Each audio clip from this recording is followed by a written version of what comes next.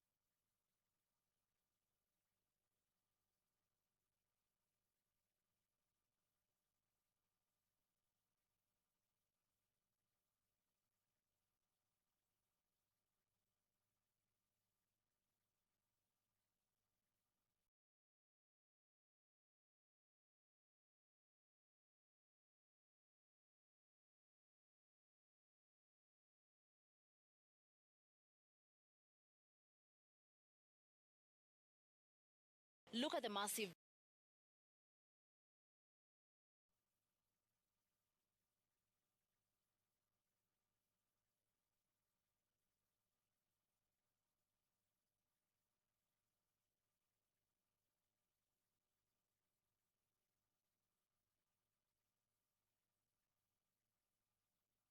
that is mental health illnesses to the social order of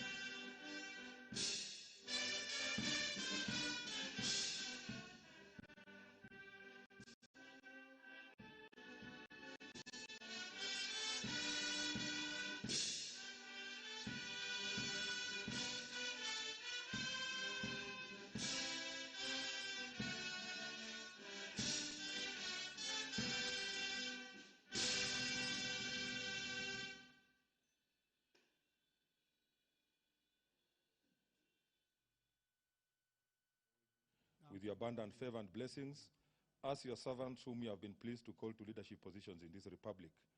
We seek guidance to treat and consider all matters that shall come under our deliberation in so just and faithful a manner as to advance the peace, prosperity, and welfare of our country and of those whose interests you have committed to our charge. Amen.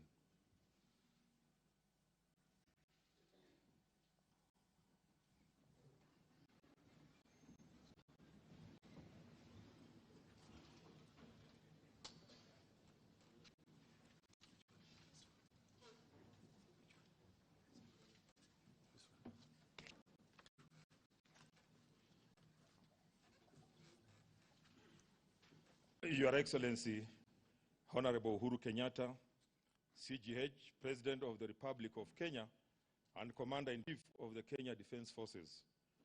The Right Honorable Speaker of the National Assembly, Honorable Justin B. Muturi, EGH MP, Honorable Members of Parliament, Article 1321B of the Constitution of Kenya requires the President to address a special sitting of the Parliament of Kenya once every year and any other time. Further, Article 1321C requires the President to earlier report in an address to the nation all the measures taken and the progress achieved in the realization of the national values set out in Article 10 of the Constitution. In addition, Article 2407 of the Constitution requires the President in his capacity as the chairperson of the National Security Council, NCC, to report to Parliament annually on the state of the security of Kenya.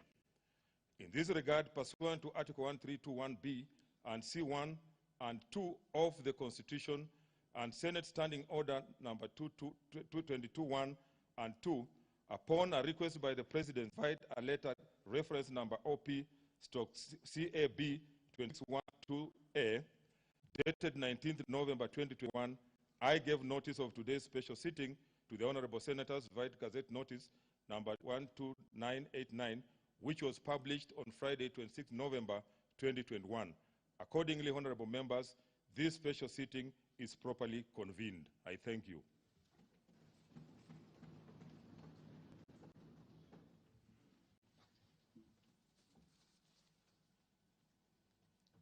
Your Excellency, the Honorable Uhuru Kenyatta, CGH, President of the Republic of Kenya and Commander-in-Chief of the Kenya Defense Forces, the Honorable Speaker of the Senate, Right Honorable Senator Kenneth Lusaka, EGH, Honorable Members of Parliament, Article 132, Clause 1 of the Constitution of Kenya requires the President to address a special sitting of Parliament once every year and at any other time.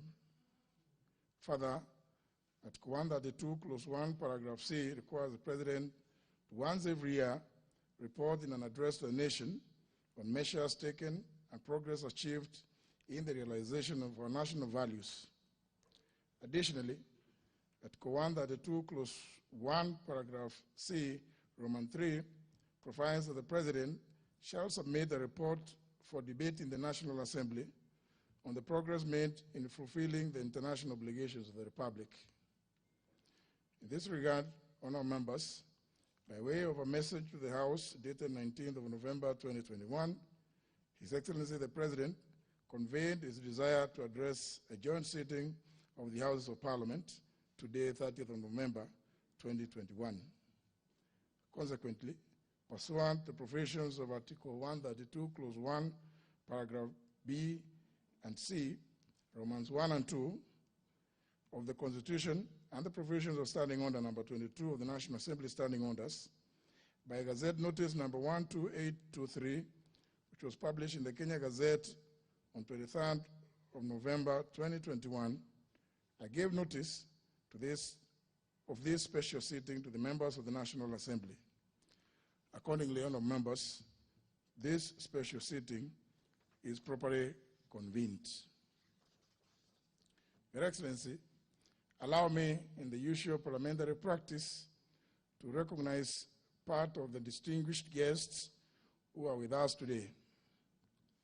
Seated in the Speaker's role, I wish to recognize His Excellency, the Deputy President of the Republic of Kenya, Dr. William Ruto, EGH, the Chief Justice of the Republic of Kenya, the Honorable Lady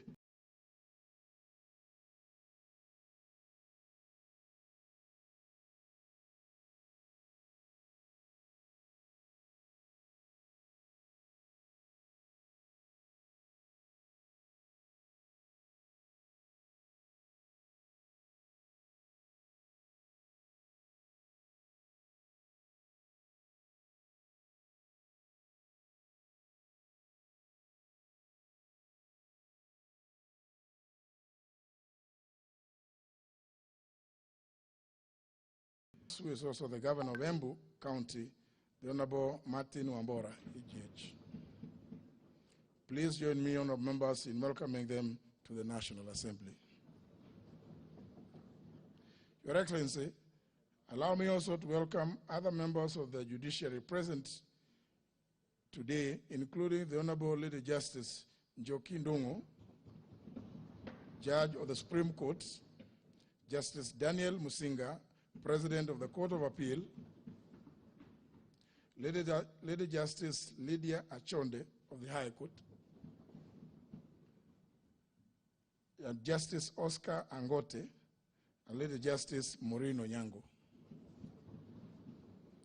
Your Excellency, may I also accord special recognition to all Cabinet Secretaries present, the Head of the Public Service, Dr. Joseph Kinyua, Principal Secretaries, the Governor of Nairobi City County, Honorable Anne Kananu, members of the Diplomatic Corps present, and the Chairperson of the County Assembly's Forum, who's also the Speaker of the County Assembly of Nyandarua, the Honorable Wahome Degwa. You are all welcome to Parliament.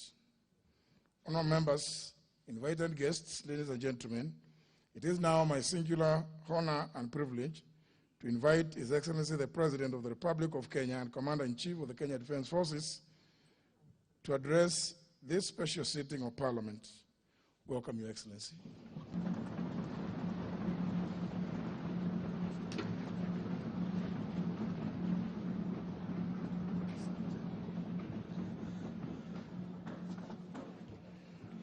Thank you very much.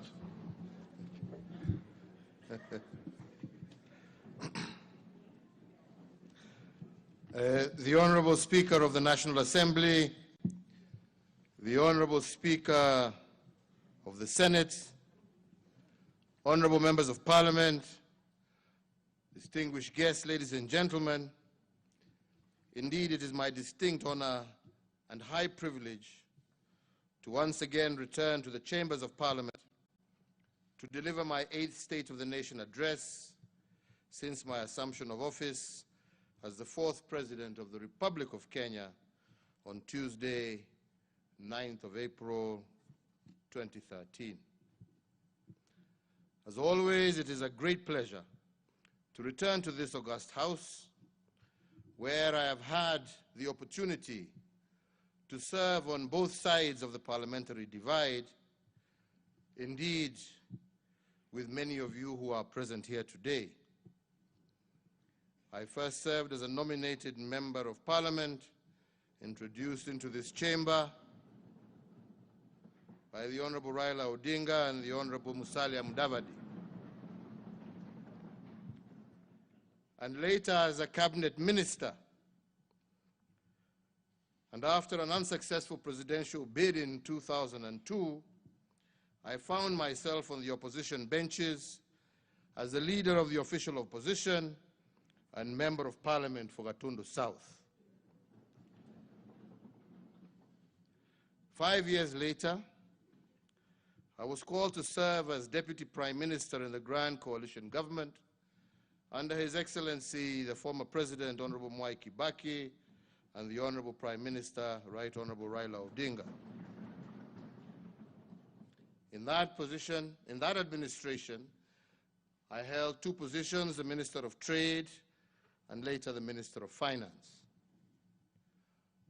This journey of mixed fortunes taught me that you could serve your country in any capacity, because service is not a position, it is action. It also taught me to have empathy for both sides of the parliamentary divide, and indeed all shades of political opinion. Of all the lessons, the enduring one is that Kenya is always greater than any one of us. Indeed, in times of great political turmoil, men and women must be spurred by the love of their country to bridge partisan divides and to come together to put Kenya first. It is not always easy, but honorable members, it is necessary. Then as now, we are called upon to do all that is necessary to heal Kenya, to build bridges, and to focus on the 99% of shared visions of a better Kenya as a priority to the 1% of differing ideologies and positions. Personal ambitions were placed aside for the good of Kenya and the enduring benefit of generations of Kenyans yet unborn. And that selfless service, that sacrifice, led to the people of Kenya ultimately working together, bestowing upon me the high honor and extreme privilege of serving them as president in 2002. For the trust and faith that the great people of Kenya placed on me, I am and will forever be most grateful and internally humbled. Mr. Speaker,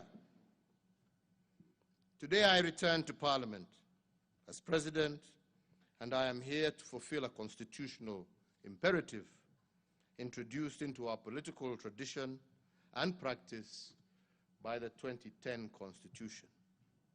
In fact, I was indeed privileged to be the second president to be discharged this constitutional mandate when I first made my first State of the Nation address on the 27th of March 2014.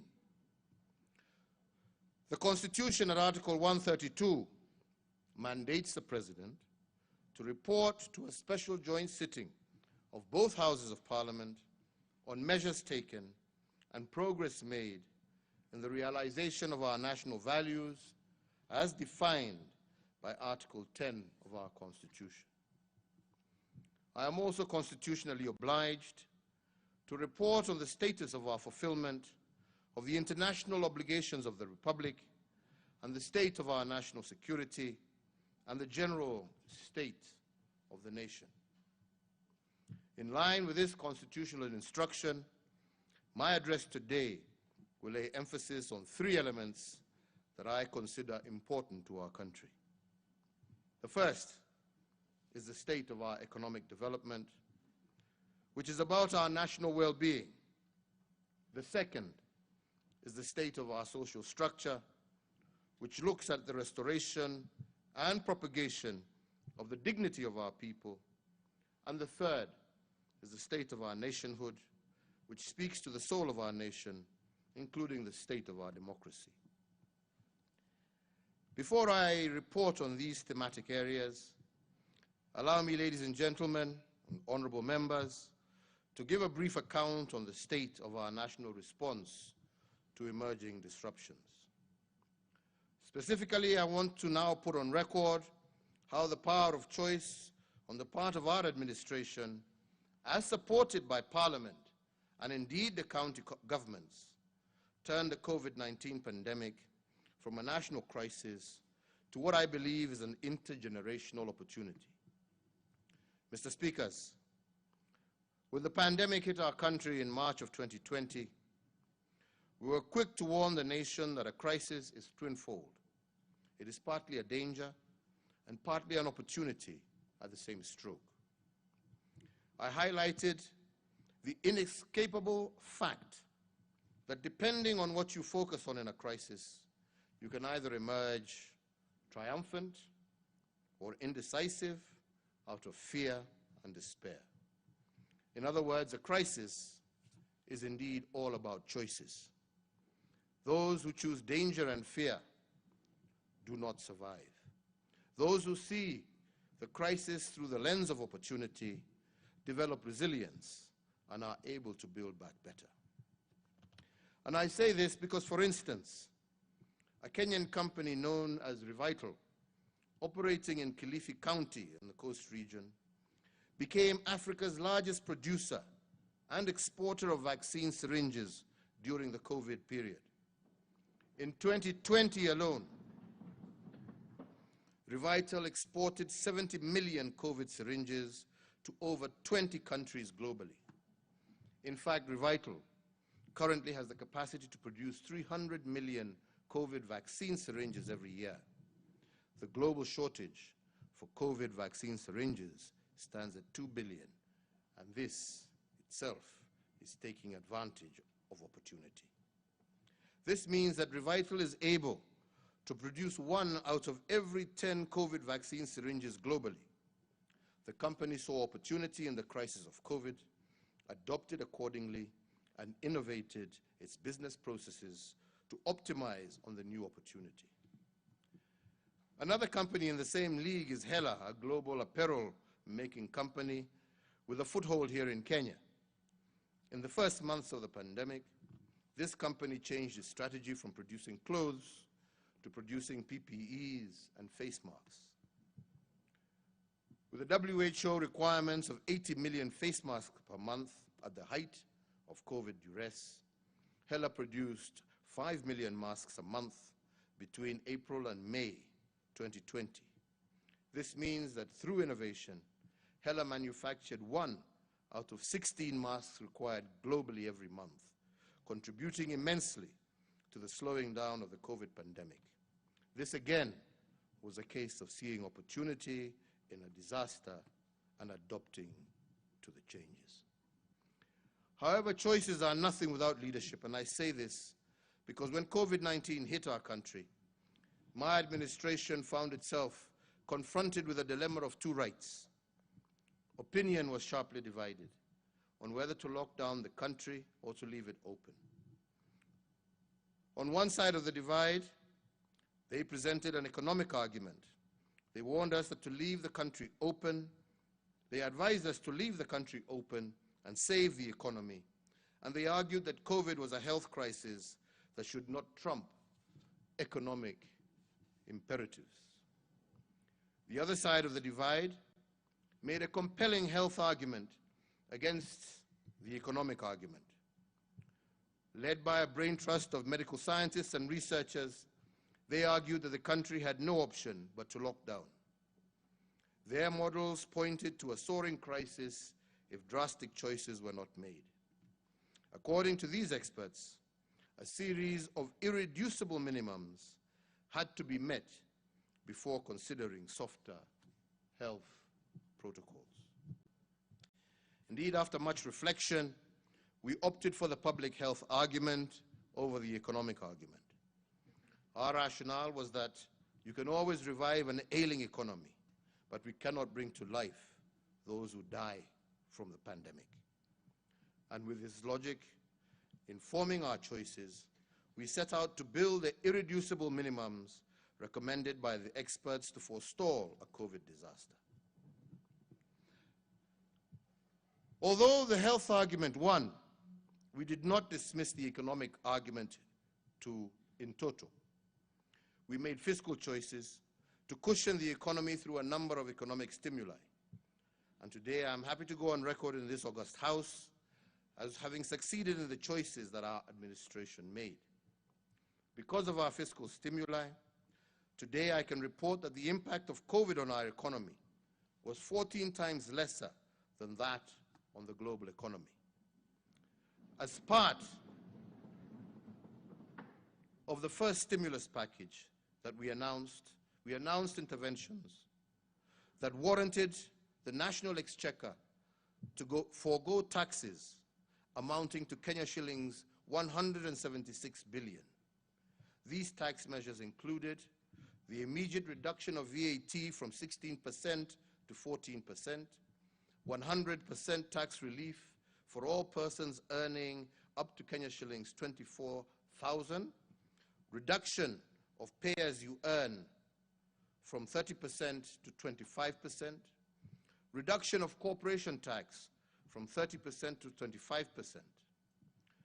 We also caused the lowering of the central bank rate, the CBR, to 7.25% from 8.25%, so as to prompt commercial banks to lower interest rates applicable to their borrowers and thereby avail much needed affordable credit to MSMEs across our country. We lowered the cash reserve ratio, the CRR, to 4.25% from 5.25%, so as to provide additional liquidity of approximately 35 billion to commercial banks in order to directly support borrowers that were distressed as a result of the economic effects of the COVID-19 pandemic. The Central Bank of Kenya also provided flexibility to banks with regard to the requirements applicable to loan classification and provision of loans that were performing as of the 2nd of March 2020. We further engaged banks and all financial institutions to support all enterprises and families that sought to restructure their commercial banking through debt moratoriums and review of tenure of these facilities. There was a temporary suspension of the listing of the credit reference bureaus of any person, micro, small, and medium enterprise, and corporate entities whose loans had fallen overdue or was in arrears. The Kenya Revenue Authority was directed to expedite the payments of all verified VAT refund claims amounting to some 10 billion shillings, or in alternative, allow for the offsetting of withholding VAT in order to improve cash flows for businesses. The 6 billion shillings from the Universal Health Coverage Kitty was immediately appropriated strictly towards supporting counties in the recruitment of additional health workers to support in the management of the spread of COVID-19. Subsequently, we rolled out the second stimulus package with the support of this House, whose tenant was an 8-point economic stimulus program amounting to some Kenya shillings 56.6 billion. The first element of the 8-point program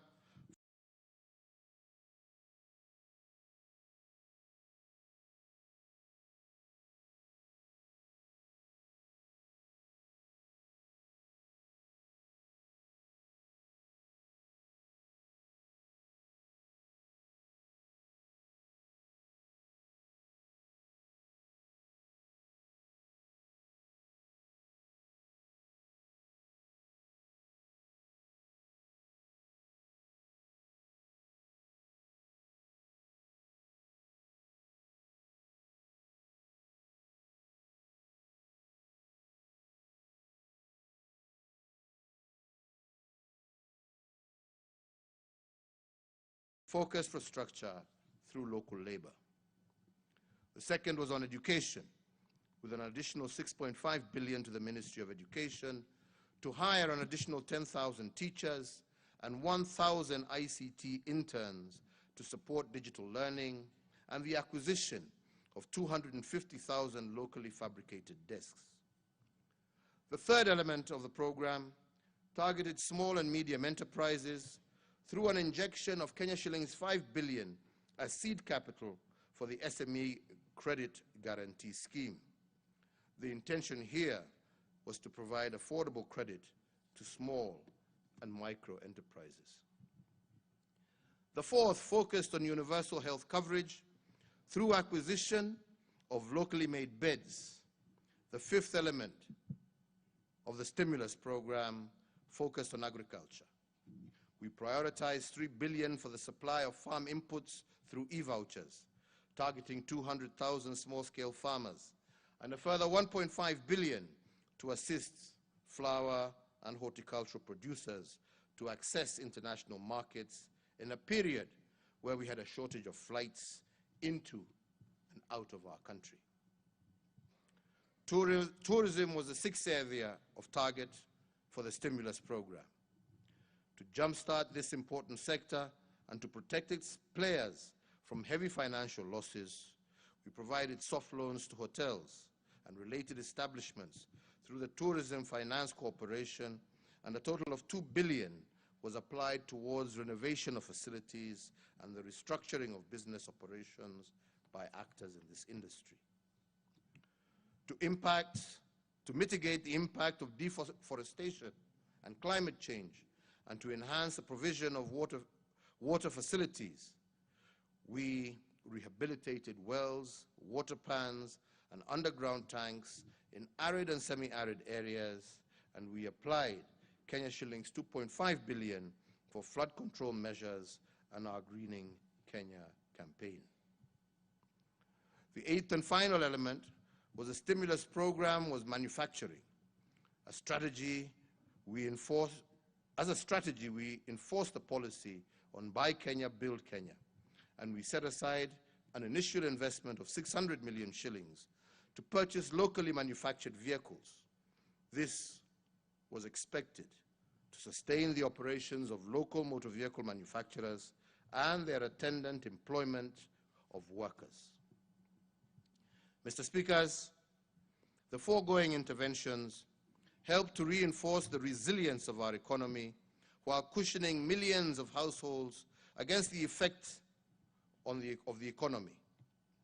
And in that regard, while most economies in the world shrunk, Kenya's economy grew at 0.3 during the 2020 period, despite the COVID challenge. Although this positive growth was minimal, the second quarter of 2021 registered the most impressive growth ever recorded in our nation's real GDP. During the second quarter of 2021, real GDP recorded a phenomenal 10.1% growth, and this is the highest growth ever recorded in one quarter in Kenya's history. It is also the first time Kenya has hit a double-digit growth number. The last time Kenya's economy got close to this kind of performance was in 2010, during the Grand Coalition government, when the economy hit an 8.4% growth rate. And it was this impressive trajectory that led me to announce the 13-point interventions unveiled on Mashujaa Day this year to cushion the economy with a further Kenya shillings 25 billion as our third stimulus package, pushing the aggregate of our stimuli over the COVID period to Kenya shillings 257 billion. The third stimulus package focused on the key productive and service sectors that covered agriculture, health, education, drought response, policy infrastructure, financial inclusion, energy, and environmental conservation. These 13 interventions were as follows. The first intervention was in the tea subsector, where I am pleased to confirm that we have supported the tea subsector with Kenya shillings 1 billion in support of fertilizer subsidy for our tea farmers, securing our nation's top agricultural export, and happy also to report that our tea farmers are today receiving the highest pay that they have received in many, many years. The second intervention was in the sugar subsector, and I note with satisfaction that smoke is once again billowing in our public sugar mills, following the allocation of Kenya shillings 1.5 billion in aid of the sugar sector that is being applied to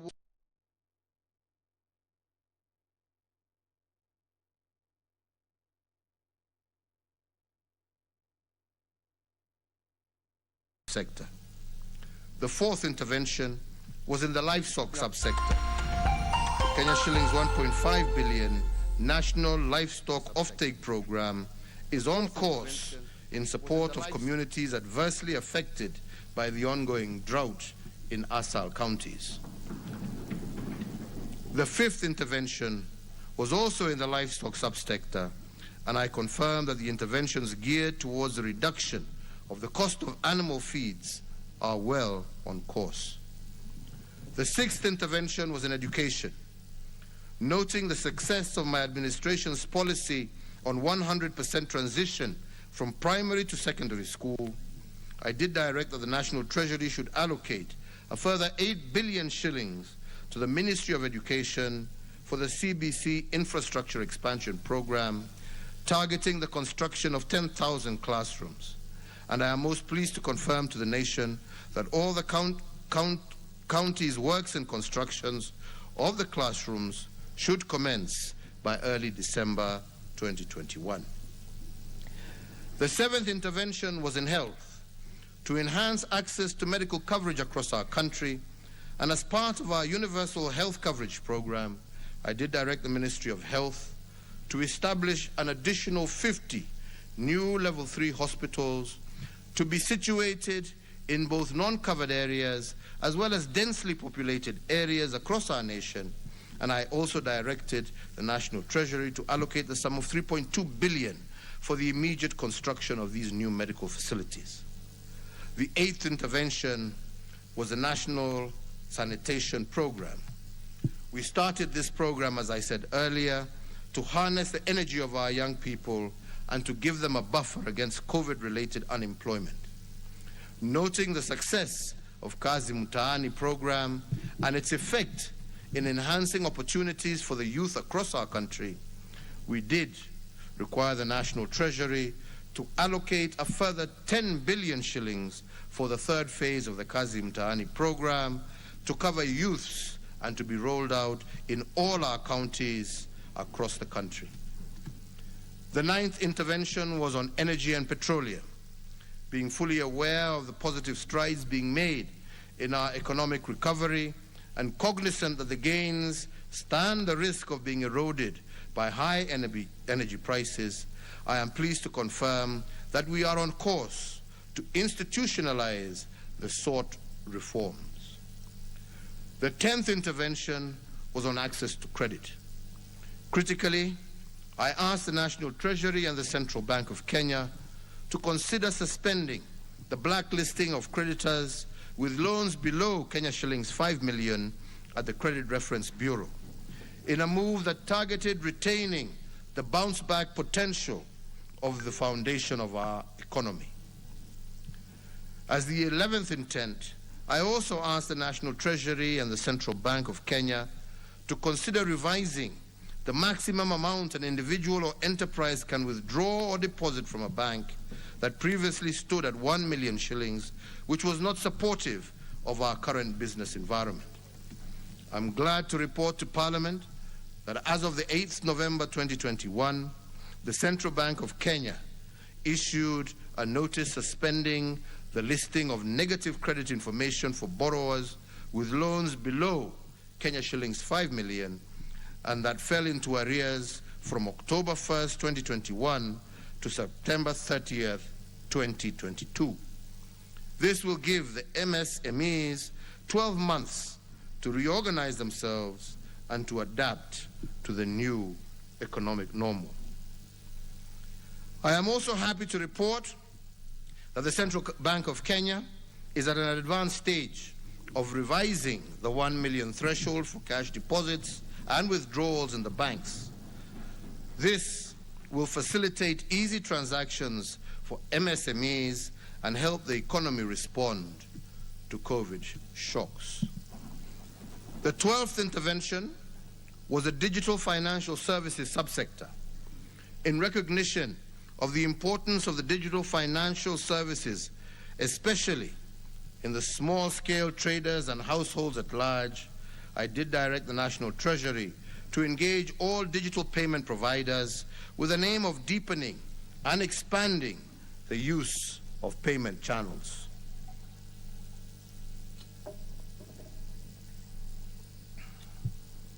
The third intervention was two-pronged.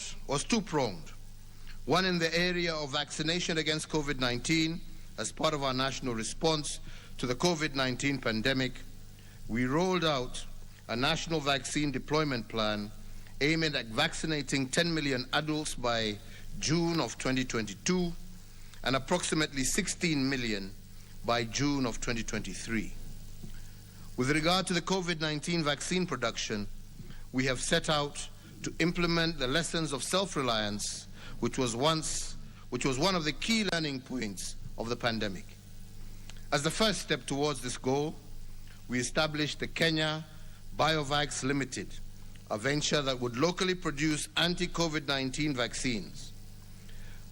I therefore directed the Ministry of Health to operationalize the company to form and fill an eventual manufacture of our locally produced vaccines by Easter of next year.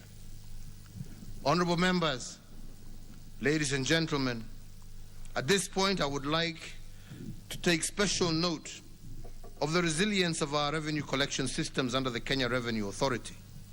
For the first time, KRA has exceeded its revenue collection target despite the COVID stress over the economy. The KRA projected a Kenya shillings 1.5 trillion collection in tax during 2020.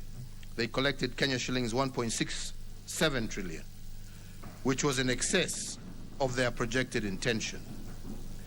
But on this note, I must report on the sterling performance of KRA, not only under the COVID duress, but in the last 8 years of our administration. In the last eight years, KRA has collected Kenya shillings 10.8 trillion cumulatively in revenues. This means that in just 8 years, KRA has collected the equivalent of Kenya's total GDP.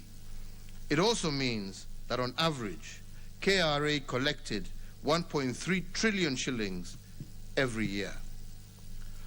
Honorable speakers, honorable members, to accelerate the turnaround of our micro, small, and medium enterprises under the ease of doing business government agenda, my administration has implemented remarkable reforms over the years. These measures have not only improved the country's business climate, they have also mitigated the challenge and bottlenecks impacting business.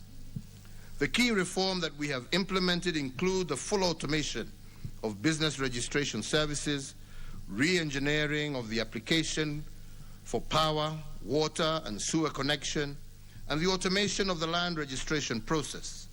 In addition, we have adopted e-payment, e-filing, and e-service at the commercial divisions of the High Court and fully operationalized the Small Claims Court, which has seen disputes involving SMEs, mostly our young people, being resolved within a record 60 days and thus freeing capital locked up in legal disputes. Equally important is the full automation and streamlining of the payment of taxes in order to ease the burden of compliance and the redesigning of the import and export processes, which has reduced the cost while improving efficiency of our ports, among other notable reforms. Mr. Speakers, as an affirmation that our reforms on ease of doing business are bearing dividend, just last week we scored a global first with the President of the European Investment Bank, who was in the country to witness the official opening of the European Investment Bank's first regional hub outside the European Union. The Nairobi Regional Hub will cover 11 countries in Eastern and Central Africa and will act as a pilot for the setting up of other EIB regional hubs into the future. This speaks to our administration's agenda to position Nairobi as an international financial center. But an even better example of COVID resilience is the strengthened relationship between the national and county governments. Although the National and County Government Summit has operated smoothly since it became effective, I must admit that the COVID pandemic revitalized its energy. Whenever we gathered as a summit during this crisis, the consciousness of the entire nation was called to order. We put asunder the political dynamics of the moment, and our only business became Kenya. We demonstrated in word and in deed that devolution is a powerful driver of social economic development, and it creates synergies and acceleration points that in turn generates tangible benefits for all Kenyans. We understood very well that to overcome the crisis, we had to act as one. Rather than allowing the nation to succumb to COVID fatigue, we came together and galvanized our people towards strength, resilience, and building back better. Where others stumbled and fell, we rose and soared. During the COVID stress period, the national and county governments demonstrated their true leadership. Nothing demonstrates this better than the strengthening of our healthcare systems under the dark cover of the COVID-19 pressure. When the COVID pandemic hit our country, we had in ICU bed capacity only 180 beds countrywide. This translated to an average of 2 ICU beds in each county. But in the face of COVID, this reality was a disaster. But given the collaboration between the 2 levels of government, we increased ICU bed capacity by 502% during the COVID period. Equally important to note, during the COVID-19 pandemic,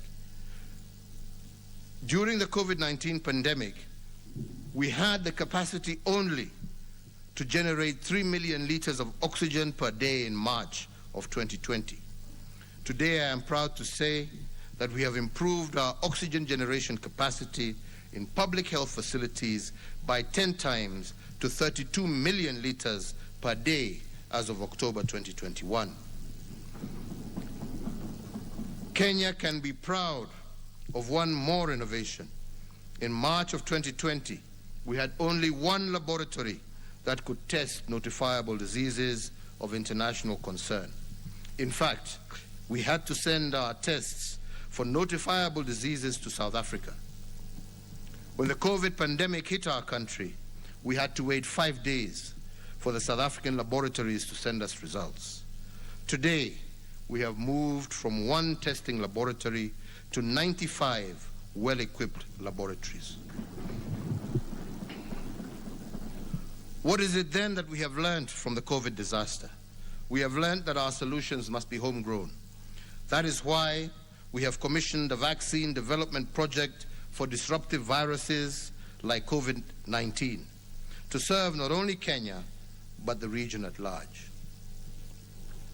Mr. Speakers, another national reminder of the opportunities we seized during COVID-19 was the site of the Likoni Channel crossing in Mombasa. Previous scenes of Mombasa residents congested along the Likoni ferry are now a thing of the past. The iconic Likoni floating bridge, built in a record time of 6 months and opened to the public in December 2020, sees over 150,000 residents cross the channel on a daily basis in an orderly, safe, and secure manner. This has not only allowed for the efficient management of time and mobility across the channel, but significantly moderated the incidences of COVID-19 transmission and contributed to our overall disease mitigation strategy in the coastal region. Kenya has taken pride of place through this initiative, a first of its kind in the region, linking Liwatoni on Mombasa Island with Ras Bofu on the Likoni mainland, and we intend to adopt such innovative approaches and learning to deliver on similar challenges in our various sectors. In sum, Mr. Speakers, COVID was both a danger and an opportunity. But because we focused on the opportunity side of the crisis, now Kenya has developed the necessary infrastructure for rolling out the universal health coverage outreach.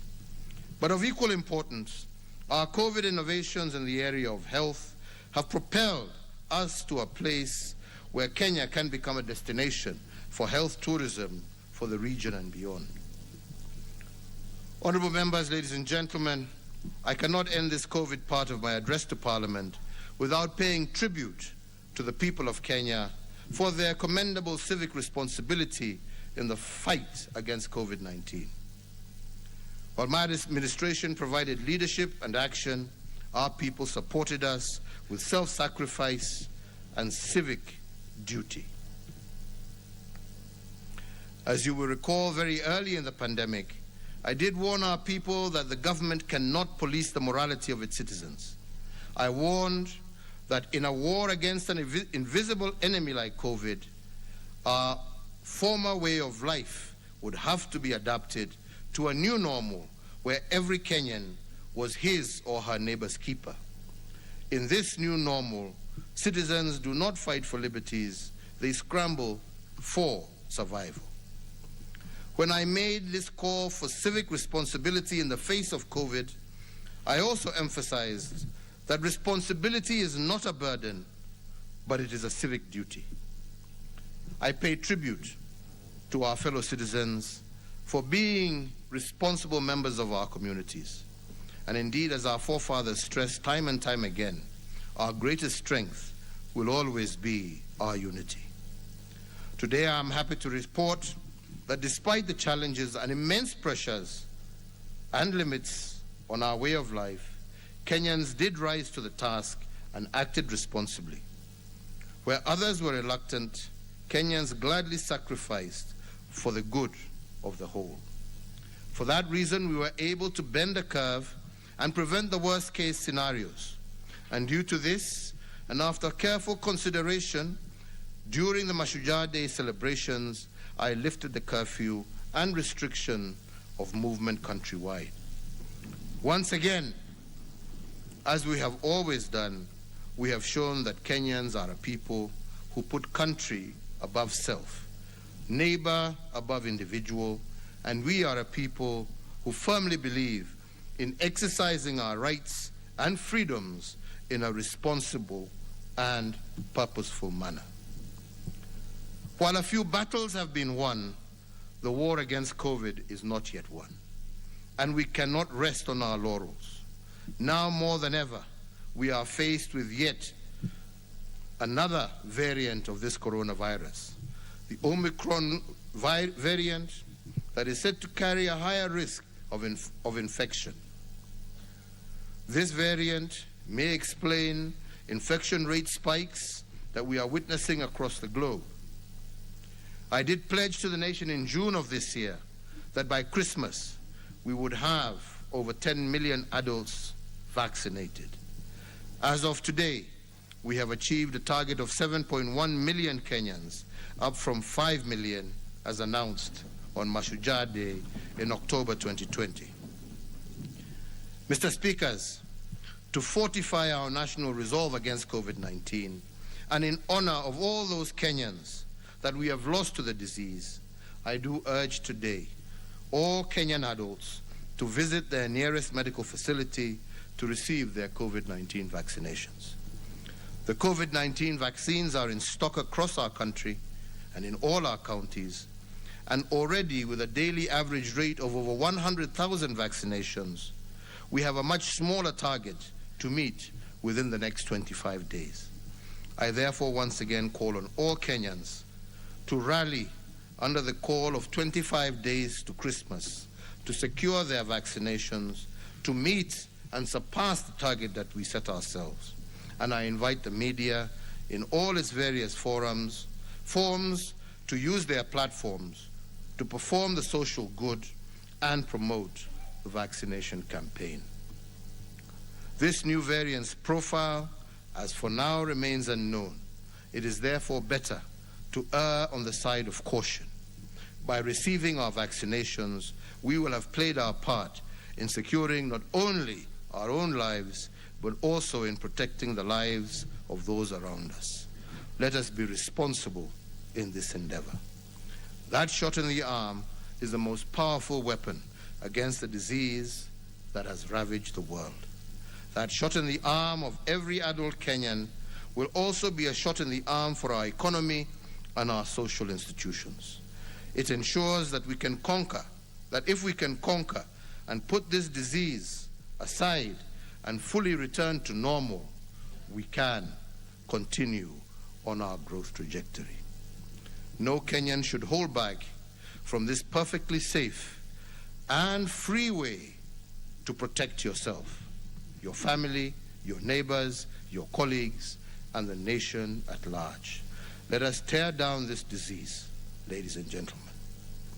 Mr. Speakers, throughout our history, the collective task of nation building has been guided by the shared aspirations of eradicating the indignities of ignorance, disease, and hunger. This was the vision that fueled our struggle for independence. Post-independence, every Kenyan generation and every administration since has sought to do all within its means to finally slay the three-headed monster that has plagued us for over many centuries. To steer the nation towards a path for the realization of these aspirations, the people of Kenya entrusted the responsibility of actualization of that vision on the elected and appointed state officials and officers to whom the powers of our nation have been delegated to.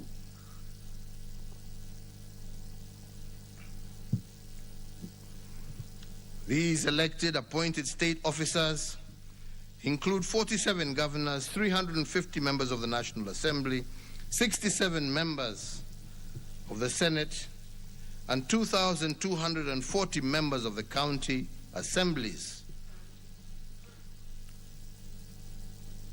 We are many, but we must act as one. One government of Kenya that acts in unison to give the people of Kenya a better present and a brighter future. Our collective contributions to move the nation closer to our destiny of a more fair, just, and equitable Kenya for all builds on the intentions of previous administrations as supported by the Houses of Parliament and the organs of the state. I say this fully aware of the enormous work, that this enormous work cannot be concluded in one generation.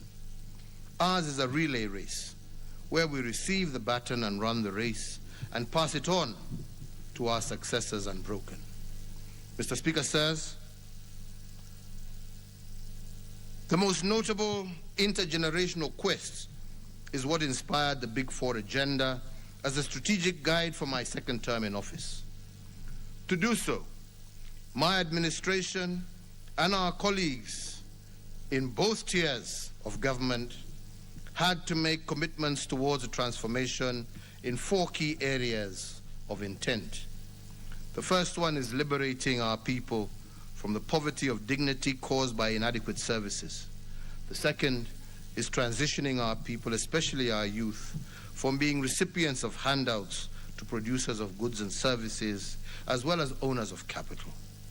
The third is building a holistic base of human capital that is food secure and health assured.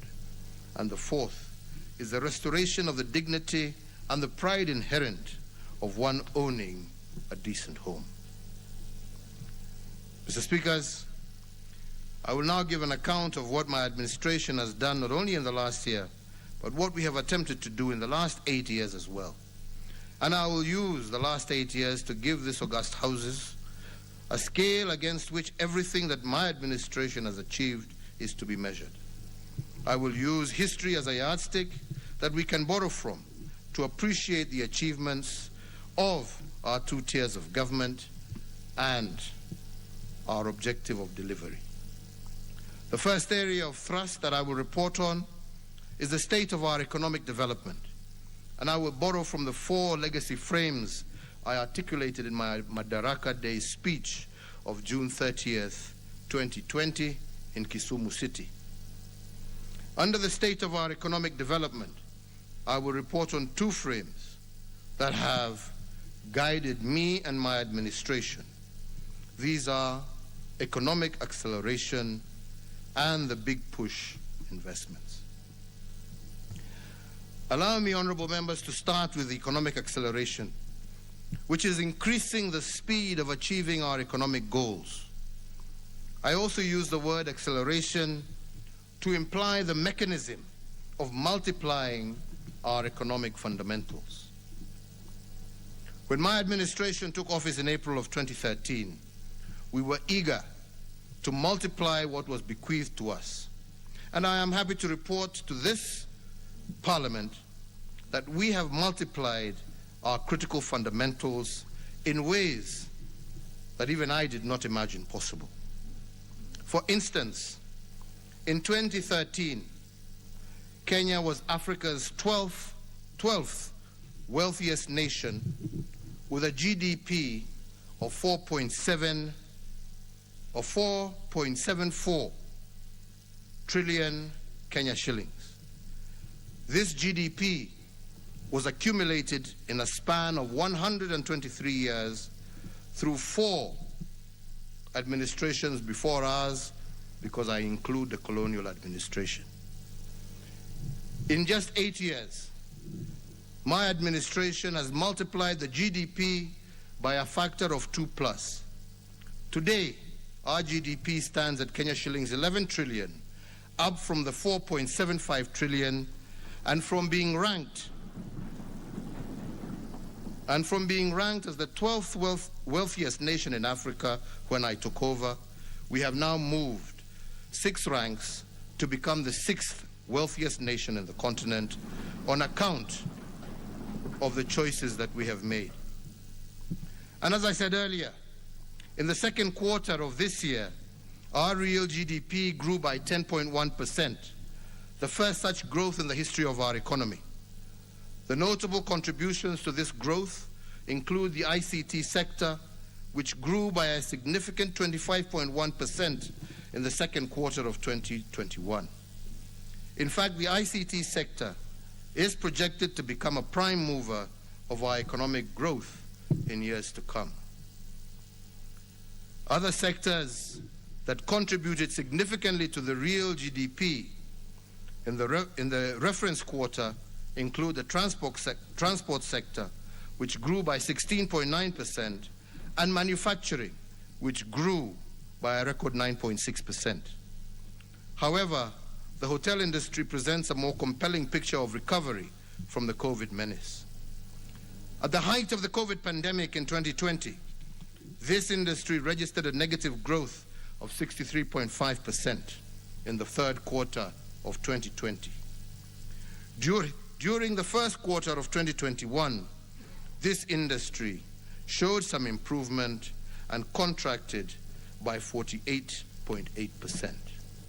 By the second quarter of 2021, this industry was on a path of recovery and had grown by 9.1%, showing a remarkable upturn. Here, I look forward to all our international and global partners. COVID will not be defeated by locking us all down and by shutting off parts of the world that you think are problematic. No one will be safe from COVID until we are all safe. Please, jameni, tumefanya kazi, musitufungie tena jameni. Honorable members, ladies and gentlemen, given that we have doubled our GDP in a record 8 years, it is no wonder that Kenya is projected to grow twice as fast as the sub-Saharan economies in the period of 2021 to 2022. And all this because of leadership and the power of choice. Allow me to give further example of acceleration and the multiplication of our fundamentals as a strategic intent of my administration. A case in point is that we have doubled our real GDP. We have also doubled our road network across the entire republic. Besides the roads infrastructure, my administration has made the largest infrastructure project in a century with the construction of the standard gauge railway.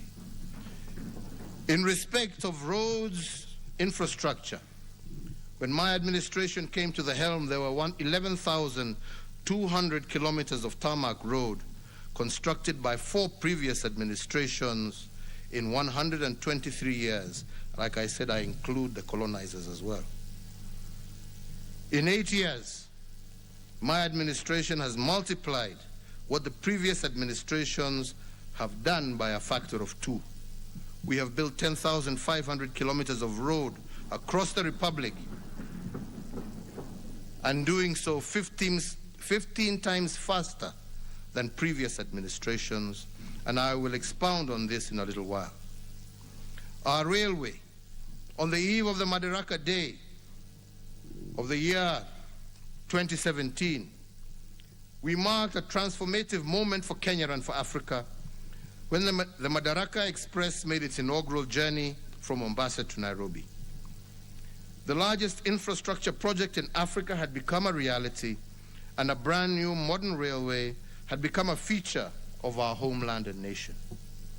Since then, the way we travel to Mombasa has been redefined, with Madaraka Express having served over 6,495,000 passengers, while our cargo gets to the stores of our enterprises efficiently and on time, with a record of 17.6 million tons of cargo transported from the 1st of January 2018 to yesterday, the 29th of November 2021. Turning to power generation, our acceleration model was applied to the production and distribution of electricity countrywide. When I took the oath of office in 2013, Kenya's total grid was 1,300 megawatts.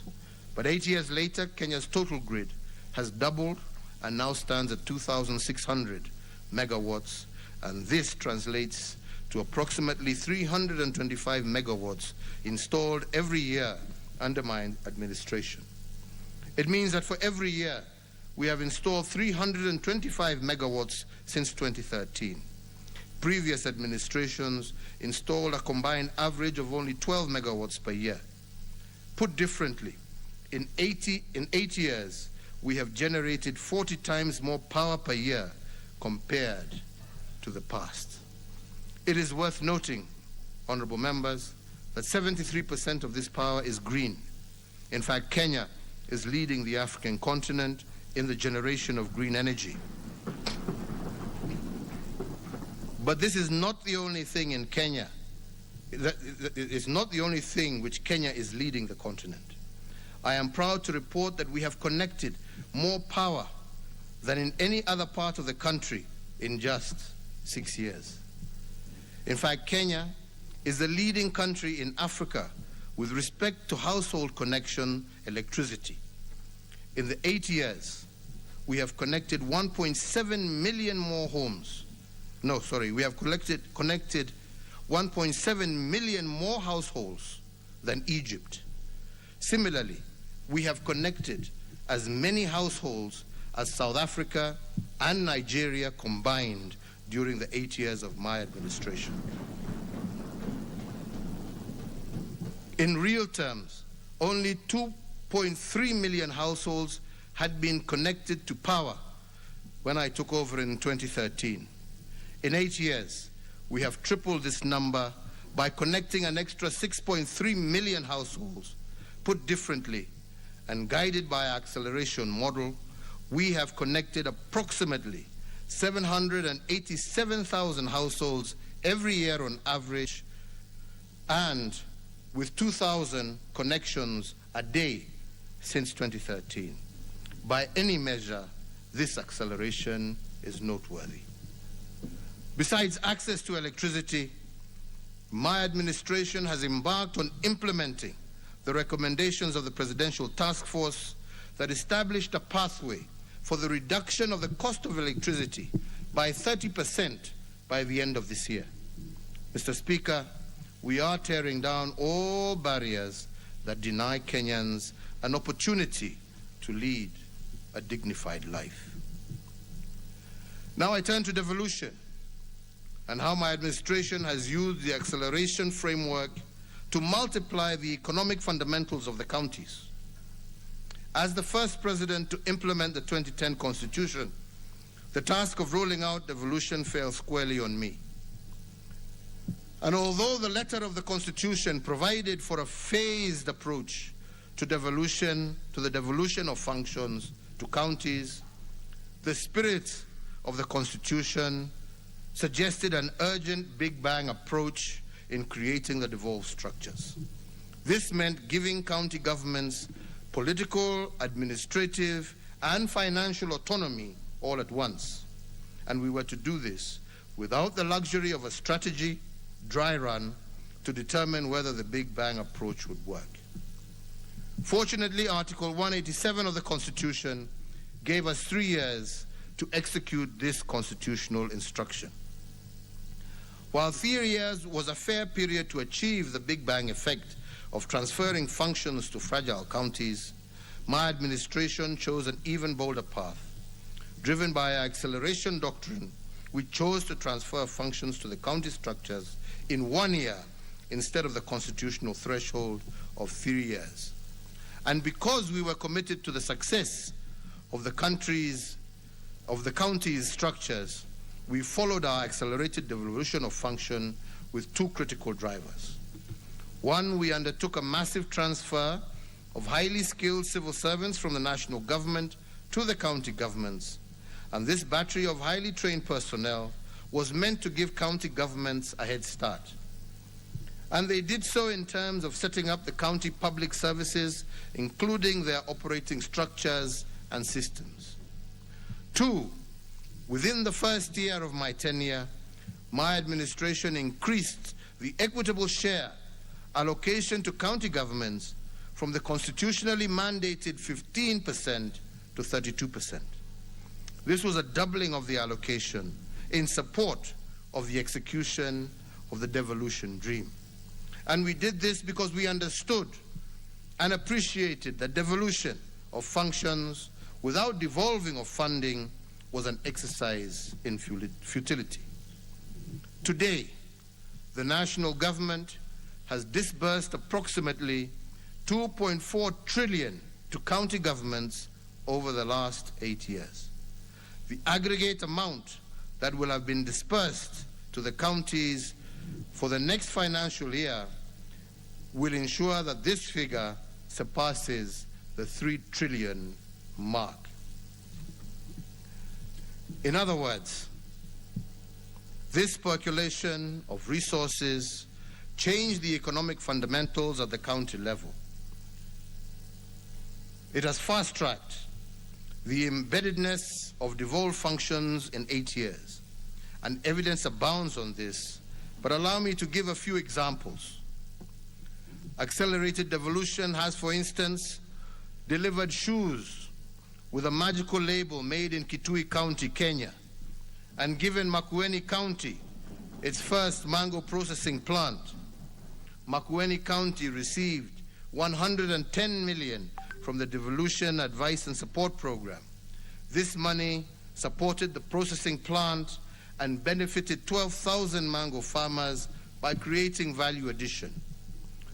That plant is now buying 1 mango at 15 shillings from farmers who previously sold their produce in the open marketplace at 5 shillings at the very best, other than let their mangoes rot away. Their incomes have grown tenfold and provided ground for their farming undertakings to take off. Makueni is also on record as being one of the counties with the capacity to manufacture its own oxygen, especially in the context of COVID-19. And their universal health care insurance scheme, known as Makueni Care, is also a good example. Another example of county innovation is in Kajiado. In the wake of COVID-19 pandemic, the county looked for a way of distributing food to members of its populace through an integrated system dubbed M-Riziki, which virtually linked financiers and beneficiaries. 30,000 households of their population in Kajiado were able to receive food using the system in 2020. M-Riziki saved the county the logistical nightmare of transportation, and the digital platform also ensured that shopkeepers who partnered with the county to provide goods remained in business during the COVID duress. This innovative approach in distributing relief food closed off avenues of corruption and created highly efficient ways of delivering services to the population. Honorable members, there are many more testimonials on how accelerating the formation of county structures and supporting them with skilled personnel, resources, and legislation has embedded devolution in the last 8 years. Once sleepy towns across the country have now roared back into life, driving not just grand infrastructure projects, but also tangible increases in household incomes of ordinary Kenyans. Mr. Speakers, as devolution takes root, and as an affirmation of the equitable development we continue to enjoy, and in keeping with the resolution of the Senate, I will tomorrow, the 1st of December 2021, have the high privilege of conferring on Nakuru Municipality city status. Nakuru City will join Kisumu, Mombasa, and Nairobi as cities, and with their reputation as East Africa's cleanest town, all of Kenya looks forward to Nakuru City growing by leaps and bounds. So, honorable members, I am happy to report to this august House that my administration has laid a firm and sound foundation for the devolved system of government, a foundation that has the potential to multiply the economic fundamentals of our county economies immeasurably. Ladies and gentlemen, you may ask why we choose to accelerate certain goals in our development agenda. Why do we choose to accelerate the issuance of title deeds, double our road network, build brand new railway lines, double our power production, double our GDP? Why has my administration taken such tremendous strides in creating accelerated development? Honorable members, it took England 200 years to industrialize. It took the United States of America 160 years, and Japan 110 years. However, we look not to these nations, but to China, which has compressed their progressive economic change experience by these countries into a single generation. Instead of taking the 200 years it took England to industrialize, China took only 25 years. Similarly, the 4 Asian tigers of Hong Kong, Taiwan, Singapore, and the Republic of South Korea took 25 years to industrialize instead of the hundreds of years it took others. And that is why their accelerated growth was called the Asian miracle. The secret to these miracles was acceleration. The Asian tigers, for instance, accelerated the achievement of its critical development fundamentals, and this allowed them to industrialize at a rate that was faster than normal. They contracted their development timelines by implementing aggressive interventions on multiple sectors of their economies simultaneously. This reduced the intervals between the phases of industrialization and allowed them to catch up with the West. Unlike these countries, the policy choices of my administration have been about contracting our development timelines through aggressive implementation of projects. We are moving with speed because there is no time like the present to deliver the dreams of Kenyans for a better tomorrow. If the acceleration model has worked for the Asian tigers, who were at the same level of development as Kenya in 1965, they can work for us too. And if these countries industrialized in 25 years because of bold choices they made, we too can set the path for economic transformation and achieve it in record time, especially if we stop stealing. Mr. Speaker, allow me to report on the second frame of my development agenda, which I referred to in my Madaraka Day speech of this year as the big push investments. These are the bold undertakings that are futuristic in outlook. Most of these interventions are in the form of roads, rail, and ports. Some of them are revival of dead capital installed by previous administrations, which are nonetheless critical to our development path today. Regarding roads, the handiwork of my administration is evident across the entire country. There are some counties that have received their first tarmac roads since God made Kenya. And this was done during my administration.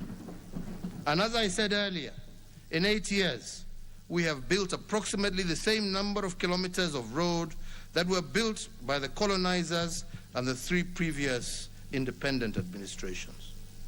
And although our achievements in this area cannot be gainsaid, I want to reiterate that my administration was not building roads for their own sake. Ours was a quest to lay down tarmac not for statistical purposes only.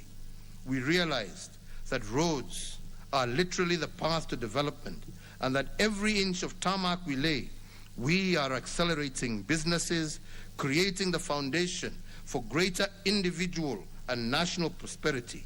We did it for you, the Kenyan people, to tear down the barriers that hold back every citizen from making their individual contributions to nation building.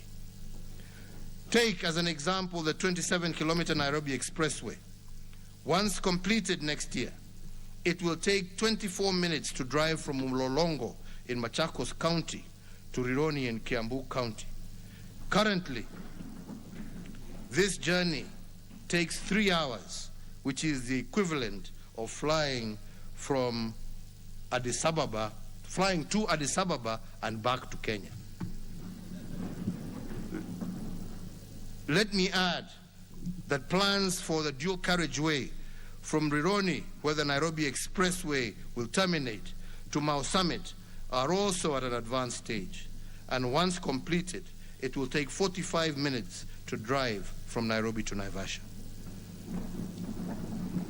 Across the Republic, in every region, we are converting dusty Murram roads to world-class roads. Our dream is to create an efficient road network that links towns, cities, ports, stations, and markets to consumers. Over the last 8 years, and for the first time since independence, Kenya is now linked to 4 of its 5 neighbors by tarmac roads. This is how we are facilitating the economic integration of our region, tearing down every barrier to the realization of our shared aspirations as a people. For instance, by linking our road networks to the Northern Corridor, we are plugging into the multimodal trade route that links the landlocked countries of the Great Lakes region with the Kenya maritime seaport of Mombasa.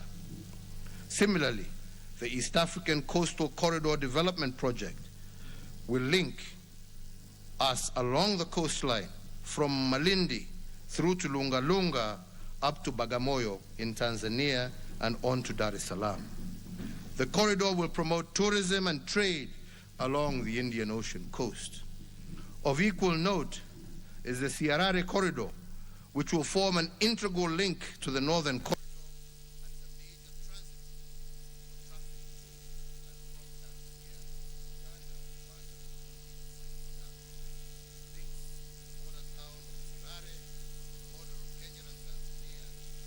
Sudan at Nakadok. With regard to ports, the development of Lamu Port has been of particular pride to my administration. The port was first conceptualized in 1972, 9 years after we gained independence. However, it took 39 years for works on the Port of Lamu to commence. Through our futuristic model of big push investment, we have made it a reality in only 8 years. The Port of Lamu is the only post-colonial seaport in Africa built and financed by an African government. All All other major seaports were built in the late 1800s or 1900s when most of Africa was under colonial rule. This port is therefore significant in terms of the futuristic thinking of our country. We are also in the process of building a road from Lamu through to Garissa and Isiolo, linking up to the Isiolo-Moyale road and opening up the port of Lamu and the huge potential that exists in northern Kenya and with our partners also in Ethiopia. End of part one.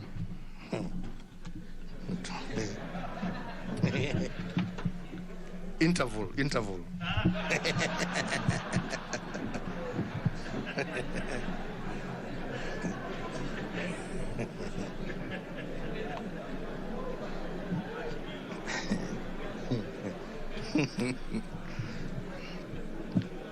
Hi. Honorable speakers, honorable members, because of the sheer depth and breadth of this port, it has the potential to reorganize the world's shipping networks by becoming a transshipment hub in Africa. Transshipment hubs are ports that allow large vessels that are unable to access destined ports of call due to their size. There are only 5 transshipment hubs globally, and the port of Lamu has the potential, honorable members, of becoming the 6th. If we remain focused on our development agenda, this will become a reality sooner than later. There is another strategic niche in the port of Lamu that is also futuristic. This port is placed right in the middle of the manufacturing hub of the Asia continent in the east and the heart of consumption in the west. The distance, honorable members, for example, between Shanghai, the manufacturing hub of the east, and Rotterdam, a major consumption port in the west, is approximately 12,000 nautical miles. But the distance between Rotterdam and Lamu is only 6,000 nautical miles.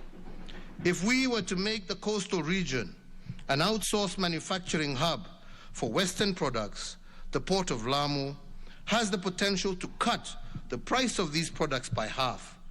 And this would be based purely on shipping costs because the port of Lamu is half the distance to the west compared to the port of Shanghai. If we are to see the port of Lamu through these futuristic lenses, we will exploit our geographical advantages to make an imprint on global trade. Another big push investment that we have made in support of regional trade through our ports is the expansion of the Kipevu oil refinery and oil terminal. For 128 years, Kenya has served the 5 countries of the region using only one oil berth at the Kipevu oil terminal. This single oil berth could only handle 1 vessel at a time, and for the most part, it took 1 vessel days to offload its fuels. This meant that other vessels in the queue to offload had to wait, incurring huge demurrage charges and penalties by oil marketers. The resultant cost of these inefficiencies are borne by the Kenyan consumer, which overall makes our economy uncompetitive. This year alone, we lost an average of 1 billion shillings in the first 4 months in demurrage at the old Kipevu oil terminal. To tear down the barriers that make our country uncompetitive, we have now put in place a new oil terminal that I shall be opening soon that will accommodate up to 4 vessels at a time, and instead of taking a whole day of loading fuel, each of the 4 vessels will take 5 hours to offload their fuel cargo. This means that every terminal will have the capacity to handle over 20 vessels a day. Put differently, if the old terminal handled 300 fuel vessels per year on average, the new terminal has the capacity to handle 7,300 vessels annually, coupled with the improved transportation system connecting Kenya with its neighbors, the expanded capacity will boost our regional trade as well as remove the cost of demurrage and penalties that the Kenyan consumer has to pay. Mr. Speaker, one of my administration's key priorities has also been to revive state undertakings that have been designated as dead capital. I have done this as part of our big push investment because the utility of these state undertakings could not be allowed to go to waste. To increase the speed of reviving this dead capital, I elected to use the Kenya Defense Forces because of their unity of command, military efficiency, and reasonable pricing. As an example, after KDF took over the Kenya Meat Commission, they turned it around in just a few months. Whereas previously, it took farmers 4 years to be paid, they are now paid in 72 hours. KMC has resuscitated the outlets that KMC have, collecting today approximately 1 million shillings every day. Previously, this outlet collected 8,000 shillings daily. Mujiulize hiyo pesa ingine ilikuwa inaenda wapi? This 1 million translates to 30 million every month and Kenya shillings 3.6 billion annually in just one outlet. Before September 20th, such revenue would have been impossible because slaughtering was limited to a few or no animals in a month. To enhance further the profitability of KMC, we have linked it to another dead capital that my administration has revived, the meter gauge railway from Nairobi to Nyanyuki, which has been revived under the KDF.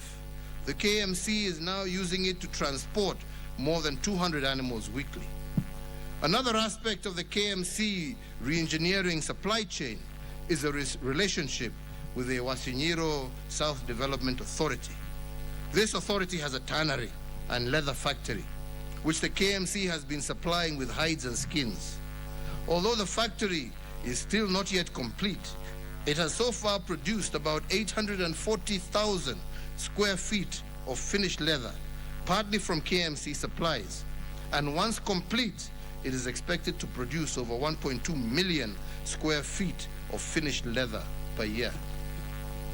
Apart from the revival of KMC, the Nairobi-Nyanyuki Railway, in partnership with the Kenya Railway Corporation and KDF, has revamped the 217-kilometer Nairobi-Kisumu Railway, a railway that had been abandoned for over 2 decades. But today, it now boasts 18 stations, 46 bridges, and 27 viaducts. Together with the revival of the port of Kisumu, revamping the railway line is meant to enhance connectivity with our neighboring countries who depend on Kenya for their transportation of their imports and exports. Another uplifting story of revival of dead capital is our big push investment in the port of Kisumu and the reconditioning of MV Uhuru vessel. To transport fuel prior by road from Kisumu or Eldoret to Uganda took 72 hours because of the long queues at the Malaba border. But to transport fuel from the port of Kisumu to Port Bell in Uganda by ship takes only 12 hours. This means that by the time a tanker makes one trip to Uganda by road, MV Uhuru will have made 6. There is the question of volume. One tanker carries 20,000 liters of fuel, but one wagon abroad, MV Uhuru, carries 60,000, which is 3 times the size of a tanker. Secondly, for all our customers in Uganda and through to the DRC, issues of losses that used to amount to approximately 10% and issues of adulteration, imeisha. Yeah?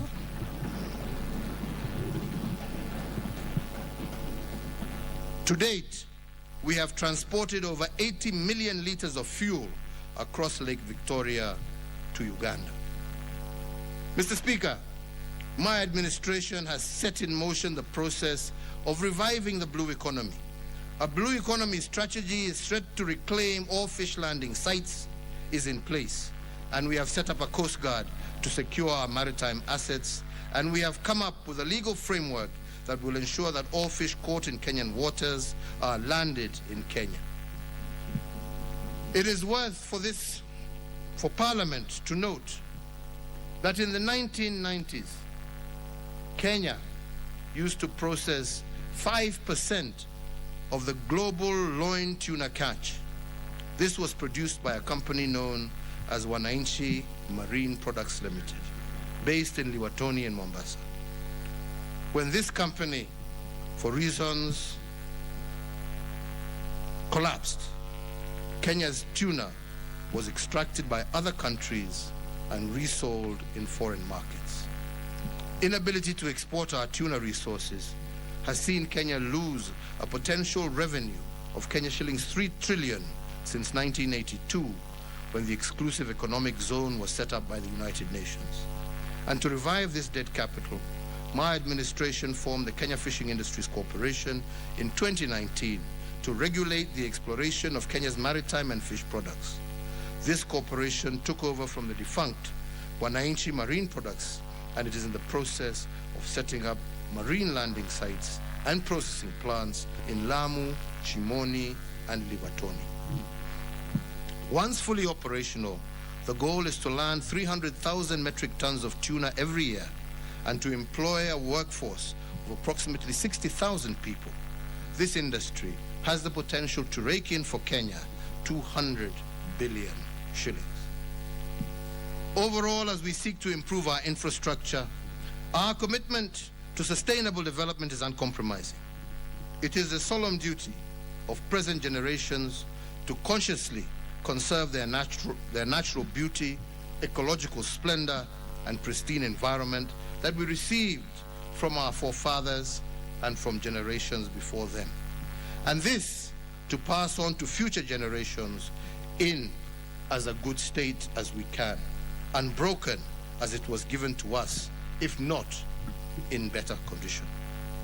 In this regard, I note with satisfaction that our Greening Kenya campaign continues to gain momentum, and as a result, approximately 71,794 kilometers squared of our homeland is currently constituted of tree cover, representing 12.12%, while 52.279 kilometers squared of our country is under forest cover, which represents 8.83, up from 6% previously.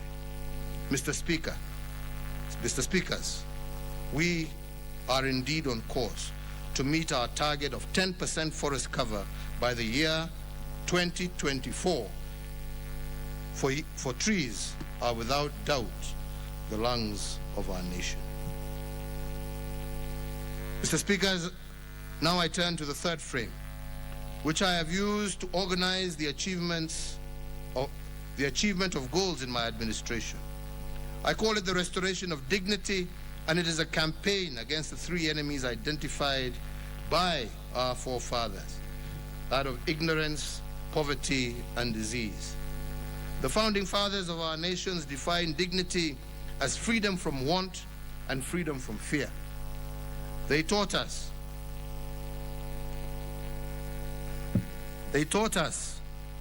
that there is no self-rule where there is no self-worth. And under this frame, I will report on the state of our water, health, education, and security sectors. Where there is no access to clean drinking water, there is no dignity.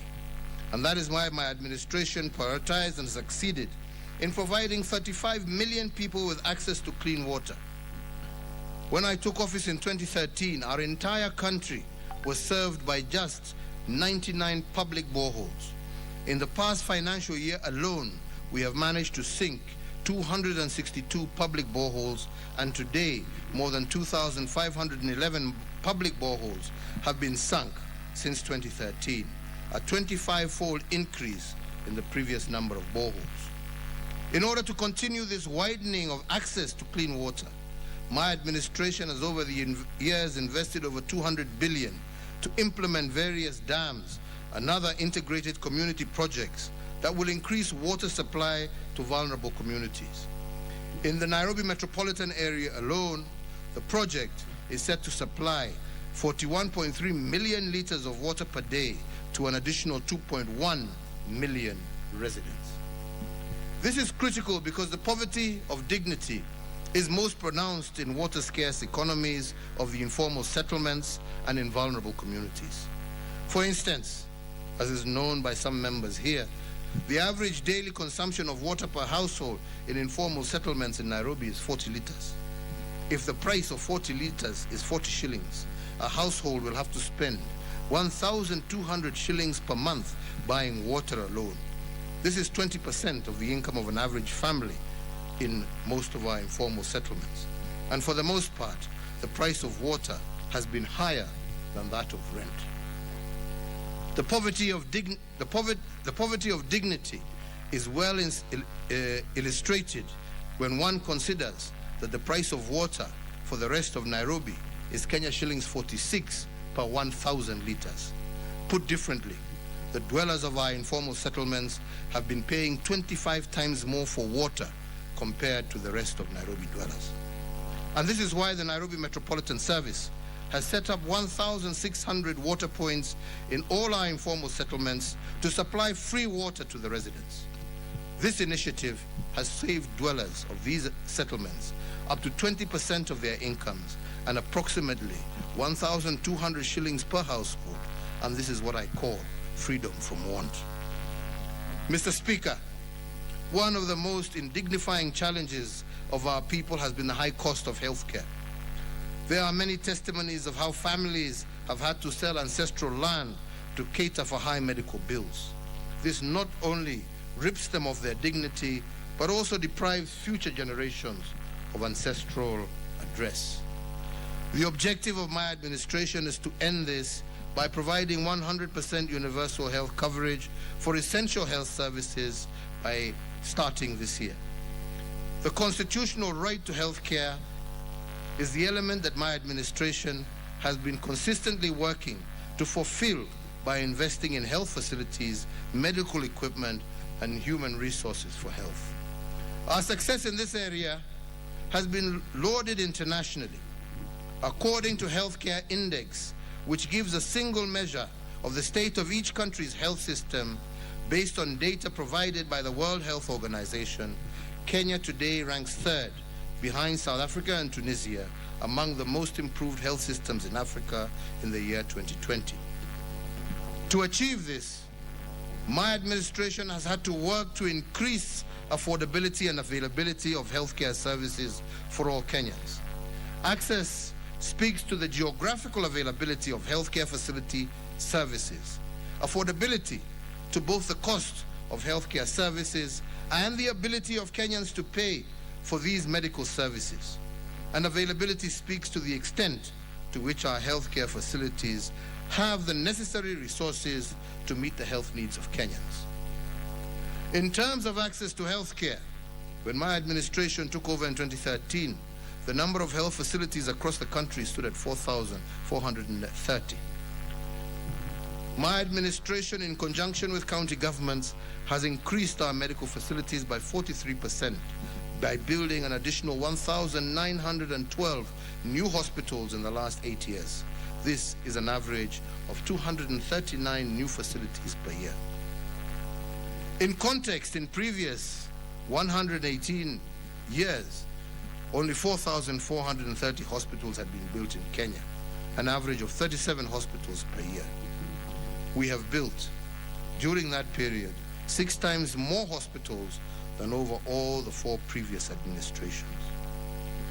To increase access to specialized medical services and to decongest Kenyatta National Hospital, my administration has upgraded 2 hospitals to referral status during my term. The upgraded hospitals are the Kenyatta University Teaching Referral Research Hospital and its Integrated Molecular Imaging Center, in Nairobi County and the Kenyatta Hospital Complex in Othaya in Nyeri County. The Othaya Annex is currently serving 8 countries in the central Kenya region.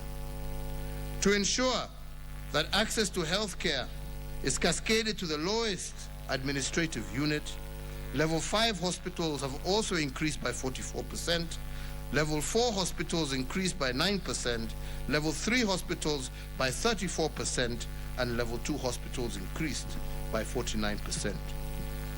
Regarding affordability of health care, my administration has consistently increased the annual allocations to the Ministry of Health.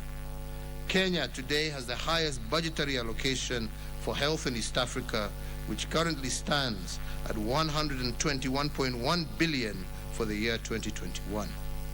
Our sizable health budget will be used to expand access to primary health care services, ensure free maternity care, eliminate user fees for public primary care facilities, and subsidize health insurance for the elderly and people with severe disabilities.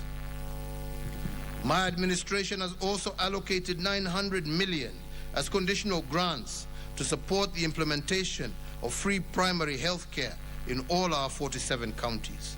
The highest allocation in conditional grants was to Rift Valley region at Kenya shillings 247.19 million Kenya shillings. The NHIF Super Cover, launched in July of 2015, is another initiative of my administration to guarantee affordability of healthcare. Through this cover, dialysis patients and cancer patients are able to pay for their treatments locally or abroad where the specific treatment is not available in our country's public hospitals. In the financial year 2019-2021, NHIF managed to pay for 4.4 million hospital visits, covering 1.4 million cases of inpatient and 3 million cases of outpatient services. This in turn saved Kenyan households approximately 54.9 billion in financial losses brought about by health-related issues.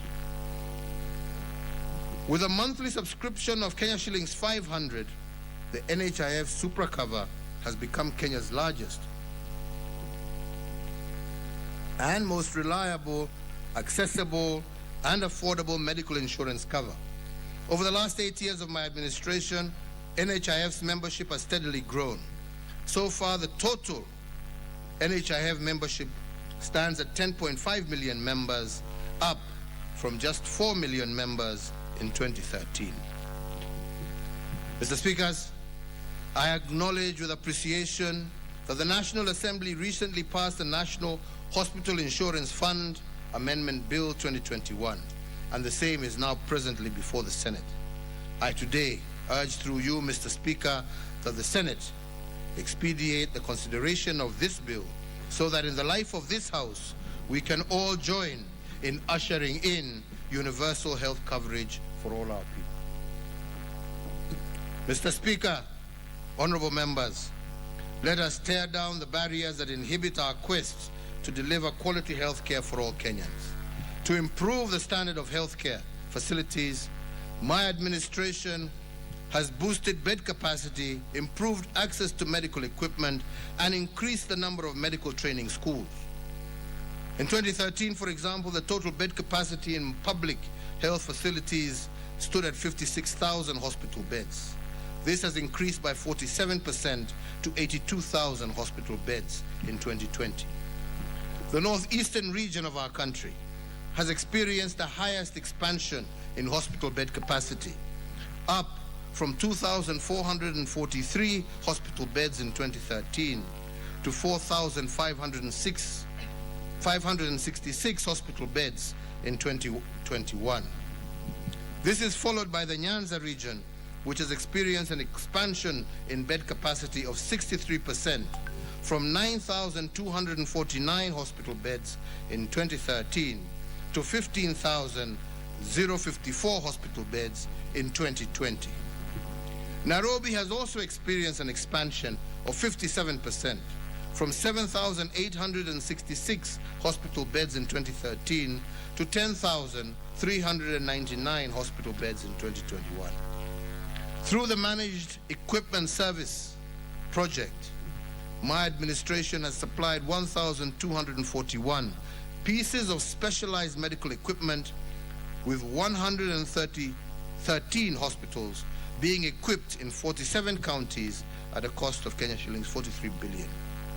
In 2013, when I took over, there were only 26 dialysis machines countrywide. Today, that number stands at 603 dialysis machines. These machines have thus far benefited 383,000 patients, and through the NHIF scheme, they have saved Kenyans approximately 2.3 billion Kenya shillings. Similarly, we have increased the number of radiology and imaging machines across the Republic. Using the health insurance scheme, this has benefited 4,534,000 patients and saved Kenyans a total of 47.6 billion.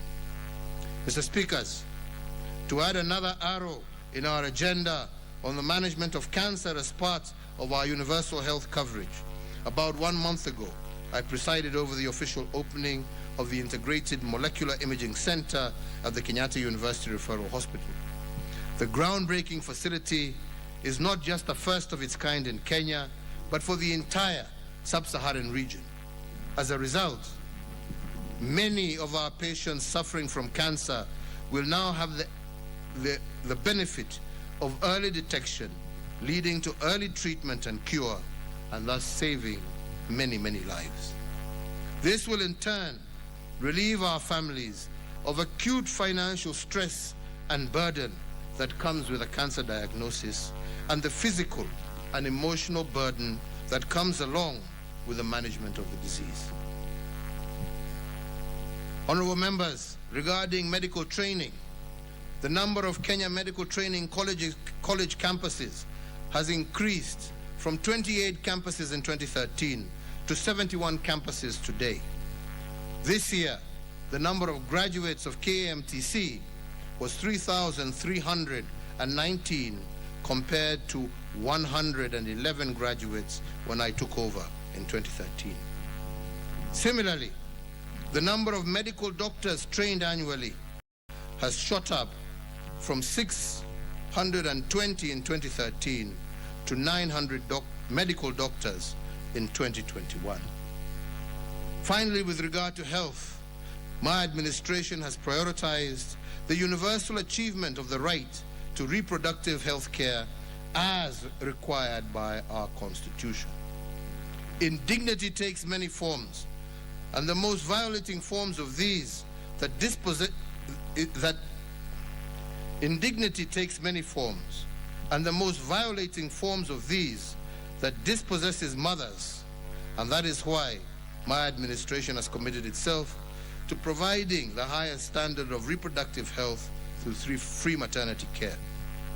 In 2016, my administration introduced the Linda Mama program, which has led to the increase of birth deliveries by skilled providers from 43% to currently 62%. This has also fostered a decline in maternal mortality rates by 26%.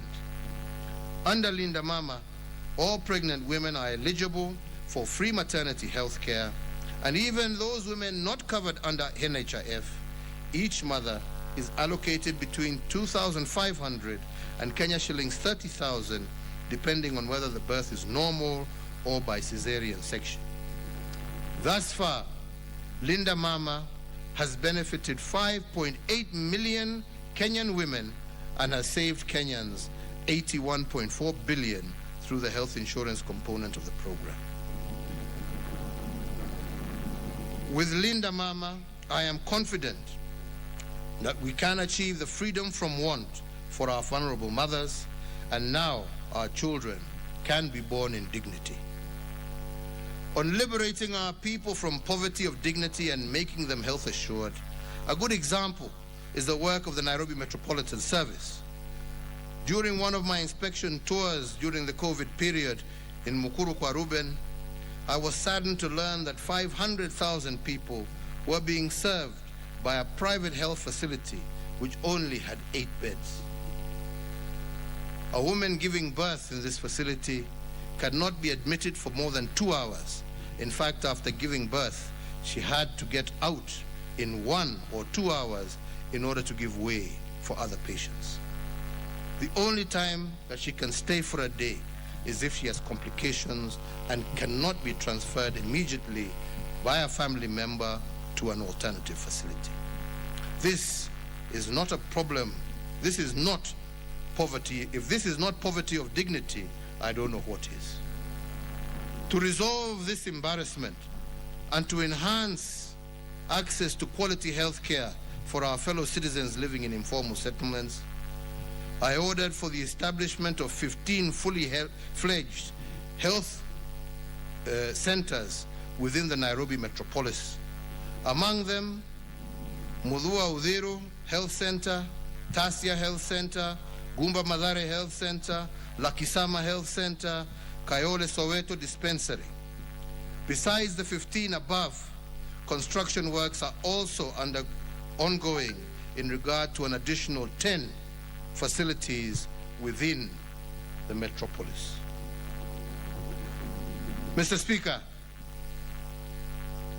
enabling Kenyans to have decent and affordable homes has been one of the pillars of the Big Four agenda, and the affordable housing program has been, over the last 4 years, my keen intention. We have had problems in passing legislation before this House, but I can happily say that despite this, we have seen an increase in private investment also in the housing sector, amounting to some 2.12 trillion Kenya shillings. And these investments have yielded over 186,000 housing units, a remarkable 43% increase of housing units compared to the year 2013-2017. The general prices of houses have decreased slightly, and we must continue to see what it is that we can do together to increase the amount available in terms of affordable housing. And this will therefore result in many more Kenyans being able to enjoy the dignity and pride that comes with owning a home. To institutionalize this affordable housing program into prosperity, and in partnership with some of our development partners, we have also established the Kenya Mortgage Refinance Company. This financing powerhouse provides long-term, large-scale funding to banks and SACCOs, which in turn avails these funds to home buyers at flexible and affordable interest rates of below 10%. Therefore, the dream of owning a home today is a greater possibility to many more of our fellow citizens than it was 4 years ago. But here, honorable members, there is much more that we can do. Mr. Speaker, food security is another key pillar of the Big Four agenda, and to ensure significant improvement in farm productivity and by enhancing the quality of farm inputs and reducing reliance on rain-fed agriculture. In the last year, we have seen the price of maize meal retailing between Kenya shillings 95 and Kenya shillings 105. However, despite a bumper crop in some parts of our country, due to the poor performance of the short rains in 2020 and the long rains this year, parts of our country have suffered severe drought situations, and as a result, 2.1 million of our fellow citizens are food insecure. The recurrence of drought is a phenomenon that successive administrations have grappled with little success. And even though we have made progress in the mitigation of drought, the progress has not been fast enough. So as part of our state response, we launched an elaborate framework for ending drought emergencies in Kenya. The framework focused on investing in interventions that will build the resilience of all vulnerable households to drought. This included over Kenya shillings 25 billion investments in the foundations of development of such as sustainable peace building, conflict management, water harvesting, and supply, road construction and improvement, education and training, health and nutrition services. In addition, investment in community-based resilience and drought preparedness projects has also been accelerated through the support of the national as well as county governments, as well as our development partners. The aim of this investment is to improve the livelihoods of vulnerable households by diversifying their livelihoods. As we respond to the current drought, we have commenced with a livestock offtake program and initiated support to the affected citizens in a dignified manner through the cash transfer system, which is a cash transfer system of stipends to affected families that replaces the dignity of having to queue for the distribution of food portions. Mr. Speaker, the government will continue to support all vulnerable households and will endeavor to ensure that notwithstanding the severity of the winds of drought, that no Kenyan will die of hunger.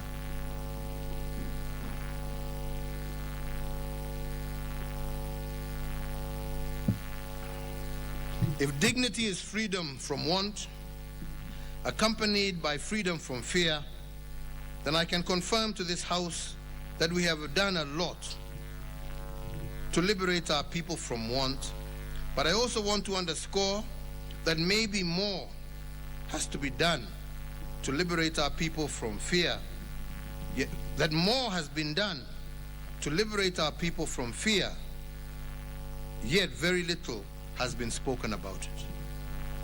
Today, and with your indulgence, speakers, I will go on record in this House as having been the Commander-in-Chief that steered the implementation of the most consequential and ambitious transformation of our security sector. And we did this because my administration appreciated that to have the freedom from fear, our security sector has to be in good form. To give an example, the police to population ratio today is at its highest level ever, as prescribed by the UN standard. Our police complement has received an additional 47,000 new recruits who have joined the service from the year 2013 to date. Similarly, over the last 8 years, we have undertaken the most consequential and expansive modernization of our military. And in fact, the reform undertakings in the military are actually unparalleled in our nation's history. We have invested substantially in building new barracks.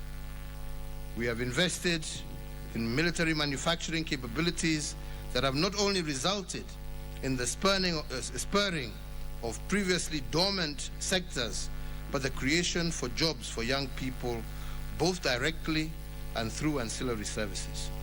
For the first time in Kenya's history, we are producing our own light weapons and military uniform and other equipment and supplies that were previously imported. We have, as a result, employed over 600 young people in these industries in high-paying, high-skilled jobs and saved our country a lot in foreign exchange. We have achieved knowledge and technology transfer for the growth and anticipated future development. And this is because I am determined to tool and to retool our security forces to the highest standards attainable, and this is the only way we will guarantee freedom from fear for our people and indeed secure our territorial integrity. Mr. Speaker, sir, on territorial integrity, I want to go on record in this House that our forefathers bequeathed us our homeland and nation. The government of Kenya will do everything possible to preserve the territory of this great republic and ensure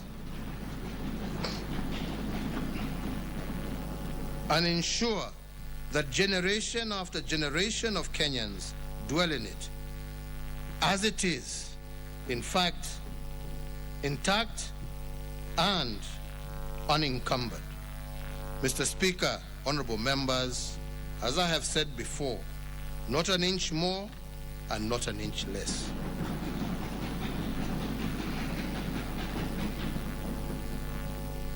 Honorable speakers, this aside, I want to say that the health of our security system is not only as good,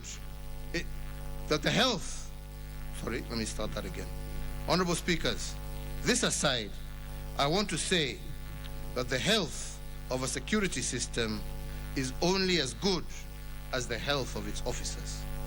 And this is why I have invested in the social welfare of personnel charged with the security of our nation.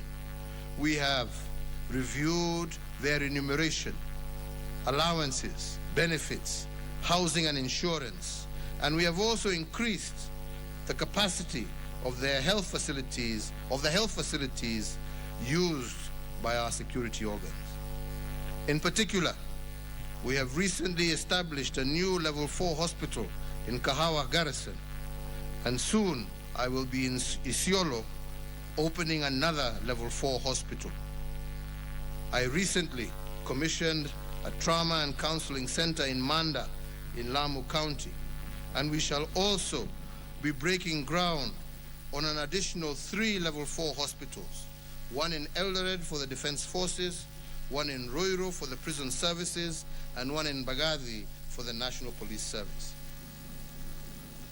The upgrade of the Forces Memorial Hospital to a level 5 facility is set to begin early next year. And in addition, there is the ongoing construction of the very first level 6 hospital for the Defense Forces off Wayaki Way in Nairobi. Our focus on military and police housing will further augment the social support structures that we have prioritized for our disciplined forces. In addition to ongoing initiatives to improve on police housing, the government will later this month, that is me, I'm not the government, but I, will later this month, later in the month of December, break ground for the building of 3,500 houses for our military officers. Mr. Speaker, since I came into office in 2013, we have embarked on a path that has placed human development at our foremost priority. A nation is more than boundaries, borders and territory. A nation is her people. To judge a nation, one must examine the lives of ordinary citizens and the extent to which they can access basic requirements owed to them, and the quality of this access is what gives them dignity. And the heart of that development of our nation is the development of a dignified citizen. And I believe that education is the gateway to this development, a gateway that tears down inequality.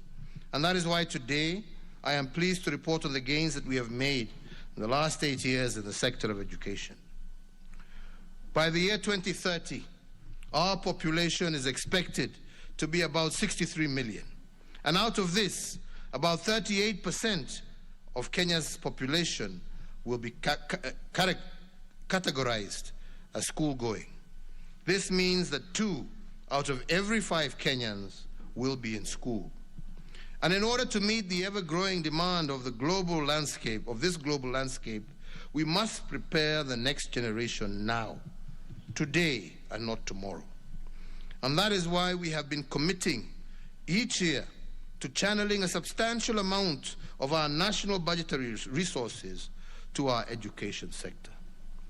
In the past financial year, we have ensured that about a quarter of our national budget was allocated to education.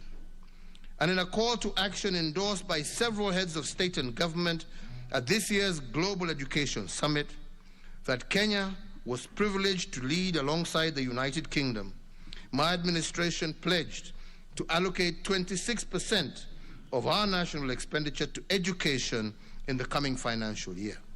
And this, I believe, is an unachievable target, given that our current apportionment stands slightly less than a quarter. These dedicated funds have allowed us to achieve what was previously thought to be impossible goals. In 2009, the first year of free secondary education witnessed a 66.9% transition from primary to secondary school. But by 2018, we had increased that transition rate to 85.5%, and today we can proudly report that we have secured a true 100% transition rate for 3 successive years in our primary to secondary system.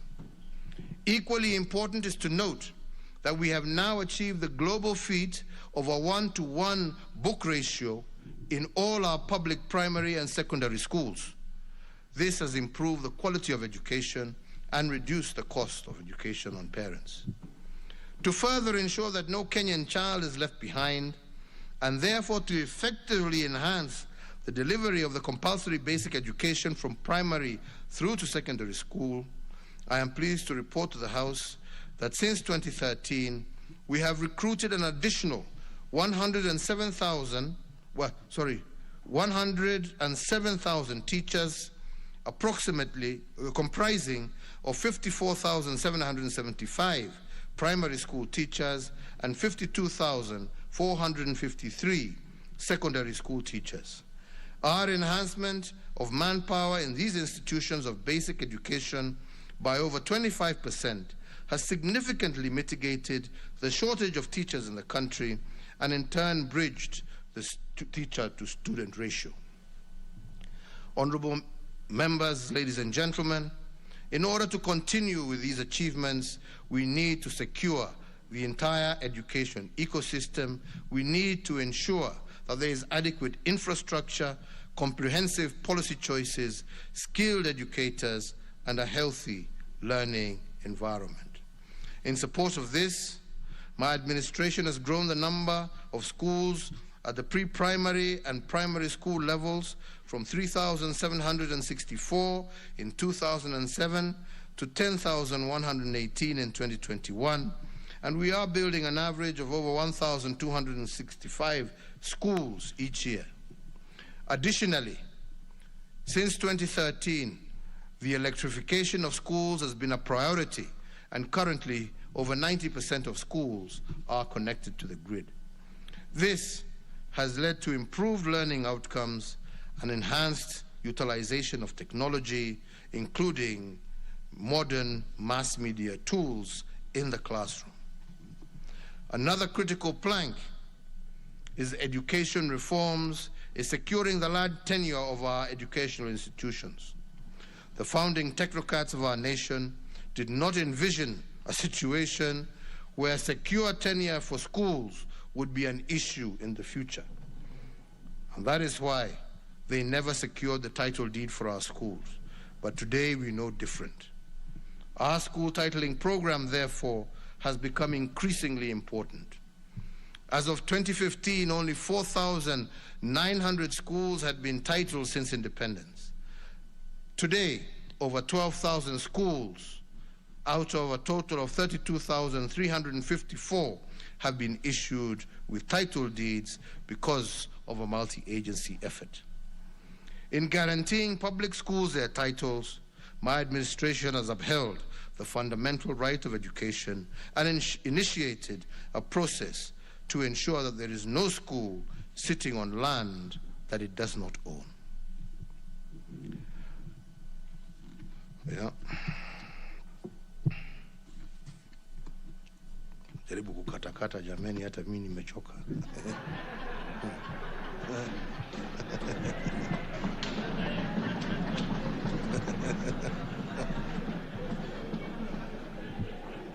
Honorable Speaker, honorable members, let me conclude my address by speaking about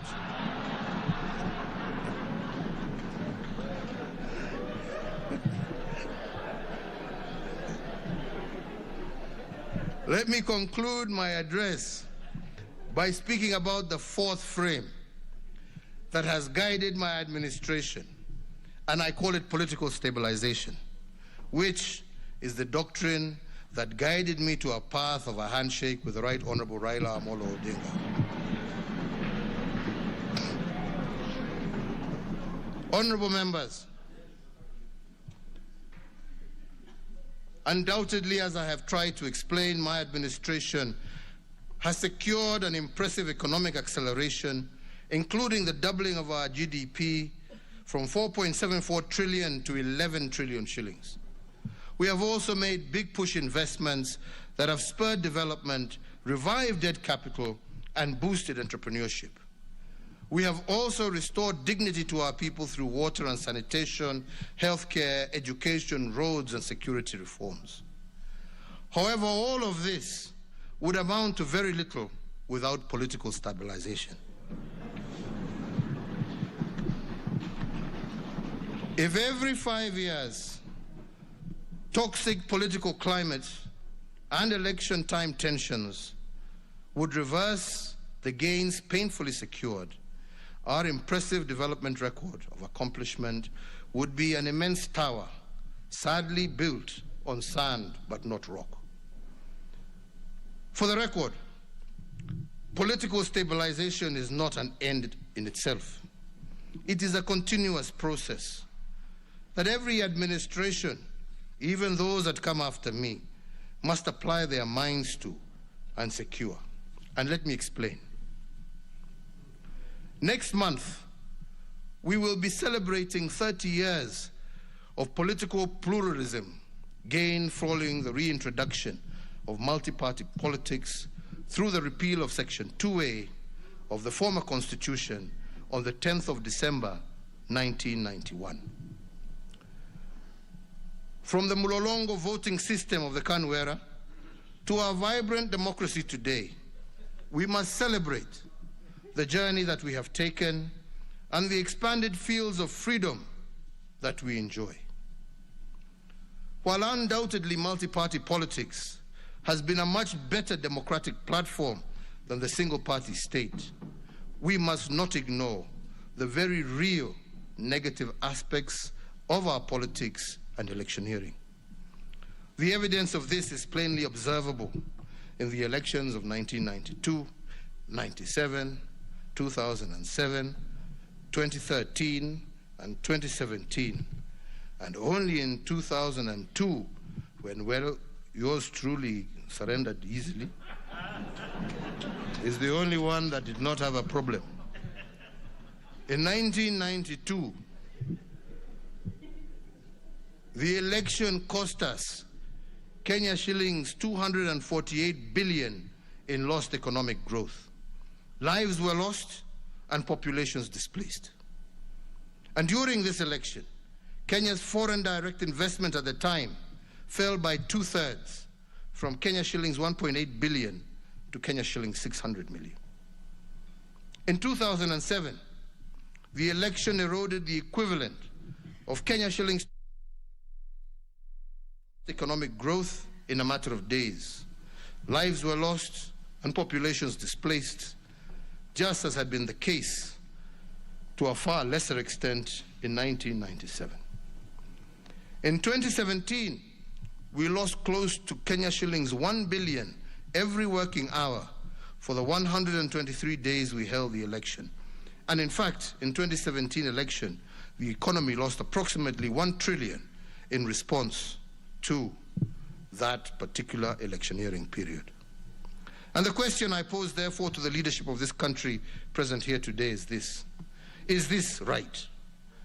Is this trajectory the logical path that our country should take? Thank you. And as I have said before, our country has been in a constitutional moment since 2017. The only question is, what should we do with this constitutional moment? If we do not embrace it, how will it return to punish our nation? And if we embrace it, who are the winners and losers of that moment? That, honorable members, is the question before us today. The parliamentary record, as well as history, reflects that during this reporting period, my administration did attempt to resolve the constitutional dilemma facing our country.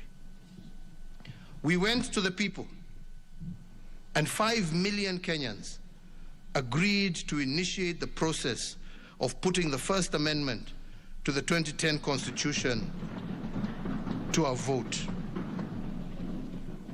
The First Amendment, honorable members, was thereafter taken to county assemblies, where it received nearly unanimous endorsement. In this august parliament, the people's elected representative gave the first mandate a clear nod of approval by a margin in excess of 2/3. If indeed, and I speak to those that need to listen to this, if indeed Article 1 of the 2010 Constitution states that all sovereign power rests in the people of Kenya and can be exercised either directly or through their representatives, the people made their voices heard with regard to the First Amendment.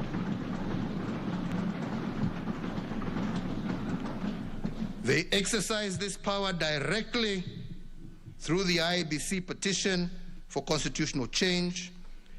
They made this petition indirectly through the county assemblies and parliament, and the record of parliament attests to the fact that the people of Kenya wanted a constitutional change, but a few individuals sat down in a back room and they decided otherwise.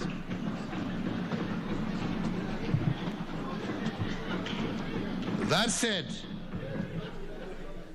and this being a house of records, I must record what we lost from the First Amendment, and I am doing this for parliamentary record and for posterity. The first loss was equity in resource allocation. In missing the First Amendment to the 2010 Constitution, Kenya missed the possibility to increase the minimum county allocation from the current 15% to 35%. My administration, as I mentioned earlier, has increased this allocation to 30%, but this only through administrative fiat. But to anchor this goodwill in the Constitution so that devolution is embedded, we wanted a constitutional amendment that was clear and certain. This, honorable members, did not happen.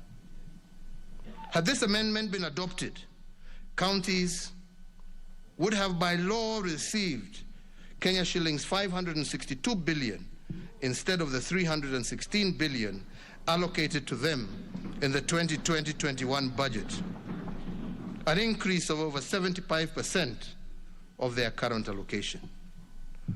The second loss, honorable members, from the First Amendment was proportional representation. Proportionality is about the equitable distribution of resources amongst all groups. And on this particular point, I just want to focus on one: gender balance among.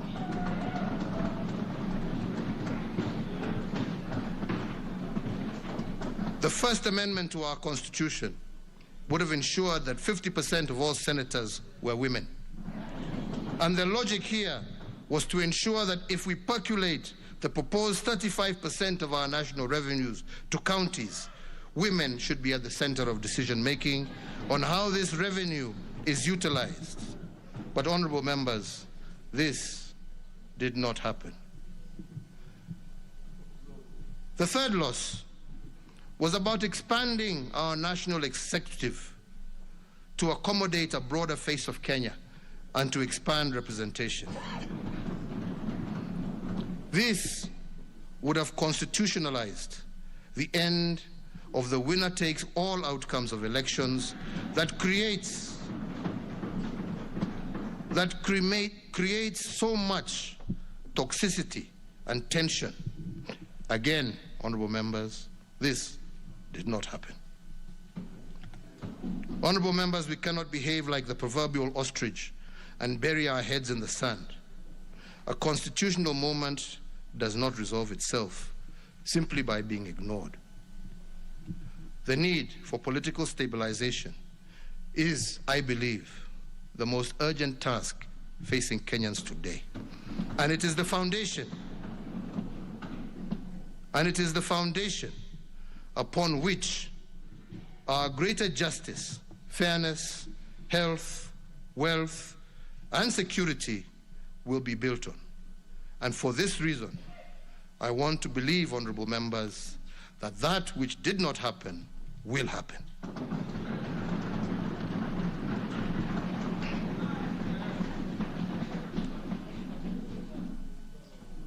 Honorable speakers, ladies and gentlemen, I have given an account of my tenure in office for the last 8 years with a focus on the last year. I want to thank all members of Parliament in both houses for their individual and collective contribution to the realization of our legislative agenda. Over this last year, the National Assembly considered and passed 30 bills, while the Senate passed 19 bills, out of which 3 bills have received presidential assent, while 16 others are before the National Assembly. Mr. Speaker, I also note with appreciation that the National Assembly considered and approved 4 sessional papers, 36 statutory instruments, 15 treaties over the past 1 year, including the Economic Partnership Agreement between the Republic of Kenya and the United Kingdom and Northern Ireland. As you are aware, there are a number of critical legislative proposals emanating from the executive which are still pending in Parliament. And to that end, I urge Parliament to expedite and conclude on the legislative process so that we can have those urgently needed pieces of legislation in place. My administration has also submitted the Huduma Bill, which is so far conclusively institutionalized the reforms of the national identity ecosystem through the establishment of the National Integrated Identity Management System. The other seminal legislative proposals include the Political Parties Amendment Bill, the Political Party Membership Regulation, the Government Contracts Bill, the Kenya National Blood Transfusion Bill, the Irrigation Amendment Bill 2021, the Irrigation Amendment Bill, the Kenya National Library Services Bill, the Proceeds of Crime and Anti-Money Laundering Amendment Bill 2021, and once enacted into law, the Proceeds of Crime and Anti-Money Laundering Amendment will enhance the integrity of our financial system by closing the last loopholes in our war against money laundering and other such maneno. This amendment is not in any way expected to erode a key tenet of the legal practice of advocate-client privilege. I, however, note that on Friday this week, Parliament shall proceed to its traditional long recess. To that end, through you, honorable speakers, I urge Parliament to consider adjusting its calendar to ensure that all the critical legislation and legal instruments, including those related to elections, are concluded in a timely manner. As we look for the future, honorable members, I see great promise. However, just as I said earlier, we must be bold enough to shape it. In just about 8 years, our National Development Blueprint, Kenya Vision 2030, will have run its course, and with it will come the dawn of the 4th decade of the 21st century. By 2030, Kenya will be home to about 63 million of us. The foundation that successive administrations have built will bear true dividends if we boldly reimagine our futures. But if we go it alone, we might not secure the best opportunities for our children. In my eyes, our best chance as individual African nations is to embrace a continent where there is free movement of persons, goods, services, and capital as is characterized under the Africa Free Trade Arrangement. This is because, as I have said before, we are not competitors, but rather comrades with a shared dream which will be achieved much faster through collaboration. The Pan-African dream of our founding fathers that inspired the establishment of the Organization of African Unity that transitioned ultimately to the African Union must transcend to being beyond an inspiration. For Kenya to lead towards this course, on assuming the presidency for my second term, I issued a directive that any African wishing to visit Kenya would be eligible to receive a visa at the point of entry. I did this in the full realization that to secure the prosperity of Kenyans, East Africans, and Africans, we must begin in earnest to break down the walls that divide and separate us. So, Mr. Speaker, or Mr. Speakers, I challenge Parliament to put in place a legal framework to lead to closer union with our brethren in East Africa and across the continent, and to advocate for shared prosperity, greater fraternity, and greater security in Africa. Mr. Speaker, this intent must, however, be preceded by a solidification of the various regional blocs, and in particular, our own East African community. I say this because the whole is greater than the sum of its parts.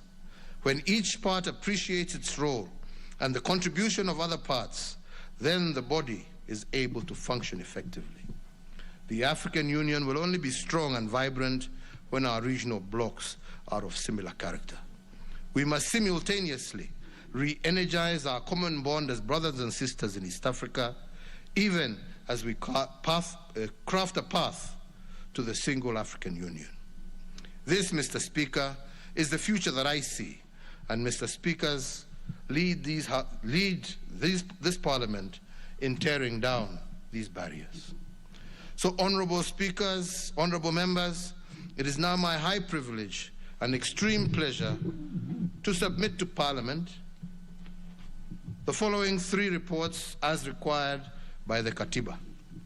A, report on measures taken and progress achieved in the realization of our national values 2020, report on progress made in fulfilling the international obligations of the Republic 2020, and C, report on the state of security of Kenya 2020. I have the pleasure of submitting alongside the constitutionally required reports, the report on the Kenya Business Climate Reforms Milestone Report 2020-21. I submit the report in recognition that micro, small, and medium enterprises remain the lifeblood of our economy, and as I stated earlier, my administration has instituted various reforms over the last years that tore down the barriers that constrain the growth of micro, small, and medium enterprises, enabling these enterprises to seize more opportunities and build back better. In that regard, I commit the reports of the record to the record of Parliament so as to maintain the momentum of the powerful engine that has kept our economy roaring. I thank you all, and may God bless you, and may God bless, preserve, and protect the Republic of Kenya and her people. And now, therefore, I hand over the reports to the Speaker of the Senate and the Speaker of the National Assembly in that order. Asante sana.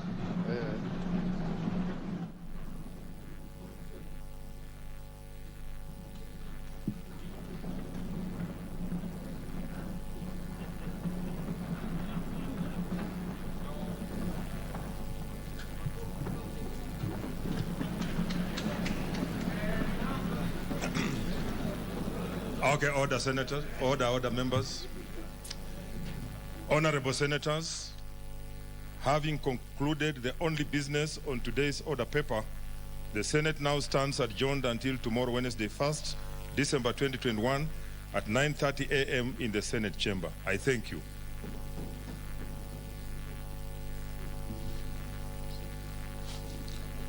Honourable members of the National Assembly, the National Assembly now stands adjourned until Wednesday, 1st of December 2021 at 9:30 a.m.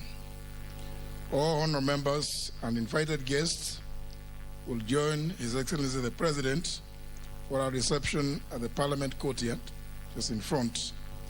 In the meantime, honourable members, please remain standing in your places as His Excellency the President and the Speaker's procession leave the chamber.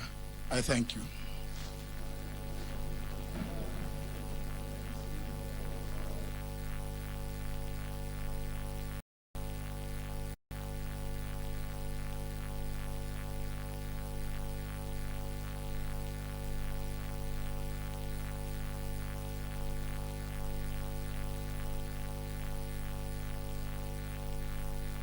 You have no mati ko maura ne gutura bagete ri gutiri mundu wa mitima haro Jimmy wajerire no na mundu ngiturera macini tondu muthuri ucio watumirwo hindi wengi okire na kindu mwari utangigotha kihike gwe agioka na speaker agirite thani thaburia mathiko ni maru ucio tutigathikana nigu twara ukuri tutigathikana na andu acio muraiga ni mwamanete deposit na tondu riu mundu ucio ndiramuhurira thimu na ndarawena ni mwamanete macini na mathiko ni rucio ri mundu atatugeka atia riu mubangite tugacamba andu acio othe magoka ku mubangite tugacamba mundu ucio ndiramuhurira thimu araria uria kwenda na ndiramenya uria tugwika na mathiko ni rucio haro muhurire mathiko ni rucio utanjira ka mathiko tutigeka tondu wa macini ai aya hanini nyambe njari na mukurino we haha hanini no tafadhali mothiko ni rucio na ni turabatara nginya macini nga mukurino muru niki gia kurakaria ugo ndaitare igwo ndi murakaru muno rucio kwina mathiko na guko mucie tafadhali ndukahunjiri thaa ici ona tikihunjio ndeigwo gitangika niki mathiko mekuo rucio na turabatara macini kiharo mundu uria turathika mucie ni mundu urari na ki na ngumo riu twathirie mundu ungi microphone ingi hau na macini aturehire microphone nginya waringaga uguo mahiga makauma na already mundu ni ahetwo pesa cia macini agatira na hindi wengi endetio macini na riko ni turonanite nawe mbere niki ai gukiri kundu ndateithikire muno na andu mangiguteithia piu hau ni ndona ngata turateithania riu kundu ngiteithika piu ngukuhe namba ya nginya thaa ici atiriri mena macini ciothe macini njega piu si tondu kuria turabangira gwikira mathiko ri ni kiharo kiega kinene uguo kinene marehaga macini haria uri mena macini cia uthoni cia iruga inene cia mathiko ta mau mwinamo igongona o riothe ungikorwo winario ni mari itana kwa namba ni kambuni njega muno ti ati ni andu o uguo ni andu mena nginya kambuni nene piu etagwo Nice Media Services ni kambuni tisi cia mundu kiumbere hagirwo uguo ni andu mangiguteithia atiriri tutanathie muno ri no cioneke rucio ti rucio ngukwe namba yao oro riu wina thimu nyita 07 andika 07 28 7 88 6 likia na gifugu mugwanja iyo igiri inyanya iyo mugwanja inyanya ithathatu na ithathatu mena macini ciothe nginya MC menake hau ukareherwo nginya na bei ni bacirire ona utambite gutuma onaki mwarie nao macini ugacikora hau uguo hura thimu yo tondu ni wahe namba ri reke nyambe hure thimu na muci hura Nice Media Services aheani a motungata ma public address system mena packages ta silver package, bronze package, gold package na platinum package o kurigana na mafataro maigagona riaku uria reigana na thiini wa package icio ciothe hena backup generator oho ni maheanaga motungata ma umemerekia wa emwe kwa emwe kuhitukira nenda-ini niyo live streaming hahoro makiria hura thimu namba 0728 788 ithathatu kifugu 0728 788 660 ndataithika muno mukurindo ohana murenda kaithangio Nice Media Services quality powerful nice sound is our priority.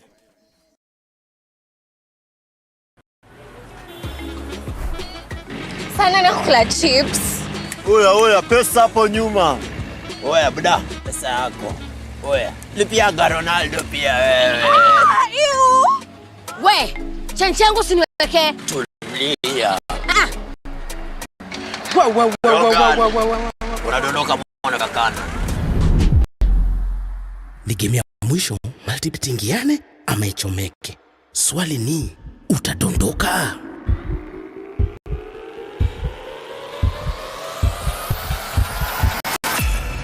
Kati mkamelizwa, shukisha!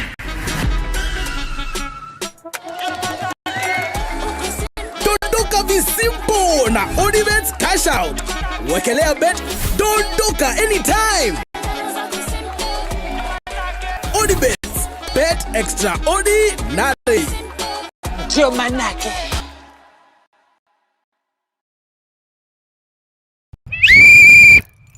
Waigwa murori wa Firigi, ukamenya ni mathaa ma Nice iharo-ini. Kuma Manchester United, Kogaro ginyagia Bafana, kagi kana gabira ni mubira uria wendetwo muno thi ngima, kuma rigi nene ya Ruraya, Ngeretha na nginya guku bururi-ini.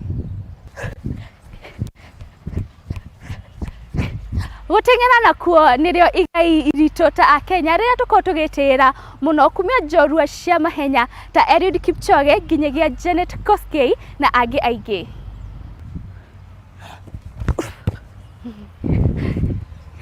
Nyitanagĩra na niĩ Wangui wa Kĩwĩmu kana the great football piper oro muthenya wa Jumamothi kumia thaa 8 nginya thaa 9:30 ngĩkũrehera marĩa mothe marahanĩka iharo-ini kumia mubira wa magũrũ wa ngonya ona iharo-ini na mangĩ maingĩ thĩinĩ wa Nice iharo-ini gũkũ nĩ kwa NiceTv mũciĩ wa gĩkeno.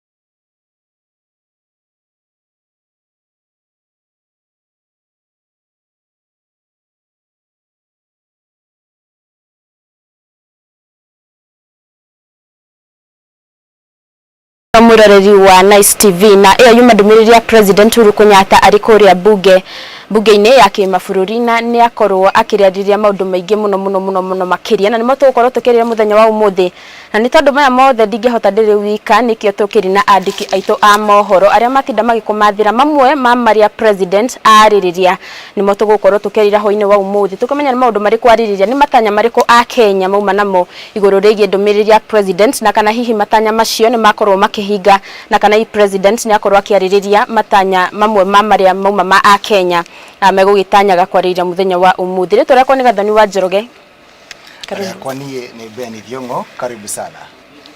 Karibu muno ngai kunyita ugeni thiini tugukorwo tugichambua kiria mundu gwitwo President Uhuru Kenyatta akorwo akiaririria ni ngetwo ciko wa Mwangili kana umuthi yuma eko addressaga states rita riake ria kanana tondu kuma hindi ria akingirire giti-ini ni akoretwo akiariria bururi kuma mwaka wa 2013 nginya umuthi kana mwaka uyu ari mwaka wa 2021 na ndi kana niwe gukorwo ya mwisho tondu next year ri agakorwo akiehera giti-ini by August 2022 uguo ri ndagakorwo ari giti-ini yes na riu ri akoragwo akiheana maria makoretwo makihanika thiini wa thirikari yake kana thirikari yake maria ikoretwo igika hihi mwaka ucio na nimo agikorwo agitariria a Kenya hena aria megukinyitie kuria parliament magikorwo magithikiriria na mundu gwetwo Martha Koome the Chief Justice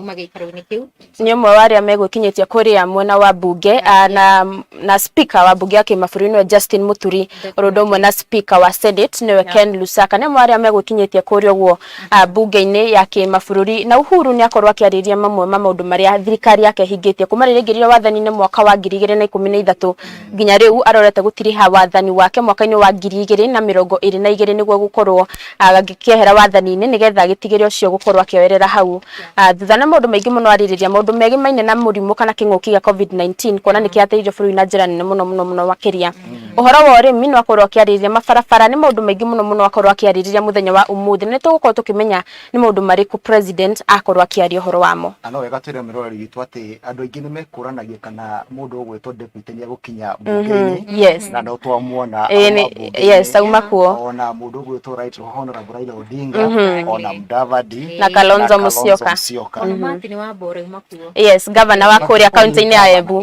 yes Yago kinyetia ona andu a judiciary ri mundu ta Njoki Ndung'u ni umakuo mundu ungi wetagwo the president wa judiciary wetagwo Musinga onake ni agwikinyetie gikaro-ini kiu na otogwo mundu gwetwo Gathoni arauga mundu gwetwo president ni akorwo akiaria maundu maingi maria akoretwo agika na akenya ri ni megutanyite ni akwariria uhoro wa the new variant iria ikoretwo kiingira Africa tondu ni mugukiririkana ni rakorirwo ikionekana kuria South Africa the Omicron variant na ni agikorwo akira a Kenya aria matathecetwo metikire guthecwo yes na nakorwo aki emphasize muno ni akorwo akira Kenya uria tathecetwo njanjo tigirira ati ndwathecwo njanjo kuona ati ni hari na hena percentage horatanyaga ya Kenya aria mukorwo mathecetwo by December yes milioni 10 makorwo mathecetwo ni 7.1 million by now ni akorwo agikiuga the percentage iria tigarite ri nigetha ikorwo igikinya 10 million Kenyans by December ri makorwo magithie guthecwo nigetha makinyie target iria marakienda gukinyia wana ni ari uhoro ucio muno na uga variant ni roka tutiramenyekana wega noguo era a Kenya meyumirie na uga njanjo ni nyingi mathibitari-ini so thibitari ire hakuhi nawe harathecanirwo njanjo mundu eyumire athecwo njanjo nigetha gwikinyeria tariki 25 tukiria thiguku auga wega ati tukorwo iruothe kana target ira nayo ya milioni 10 tumihituki yes ni akorwo akiuga ati Omicron ni imwe ya mirimu kana ni virus yokete na murumo munene muno makiria no gwe COVID-19 na nikyo kiratuma ahinyiririe a Kenya muno makiria makorwo magithecwo ni tondu Omicron araiga ati ina risks nyingi ginya gukuri murimu wa COVID-19 na nikyo arakira a Kenya magikorwo magigithecwo njanjo thibitari yo kukuhiriirie hau na nakorwo kiugo na media no wega makorwo maki emphasize a Kenya makorwo magigithecwo meke campaign maturaini makorwo makira andu hihi uhoro wigi njanjo ino na merwo ni undu wa bata na otogwo akorwo kiuga ri Omicron variant ri ni variant njeru yukite ni COVID-19 ni variant njeru yukite ya COVID-19 na arakiuga otogwo mundu gwetwo Gathoni arauga ni dangerous ni more dangerous no agikorwo we mutheceri we in a better position na nikyo arakihinyiriria andu makorwo magithecwo vaccine ana wega mirori itu amenye ati tungirora kuma ria COVID-19 yaingirire mwaka muthiru mweri wa gatatu no tubone ati every variant ikoretwo igiuka ikoretwo more stronger gukire iria ingi ikoretwo iriho so ni wega o mundu akorwo akirutira guthecwo tondu tiramenya variant ino yukite na uritu hana atia ingika damage ihana atia uguo ni o mundu erutire na hake na iki campaign nigetha tuhote guthecwo turi othe tukorwo twi safe as a nation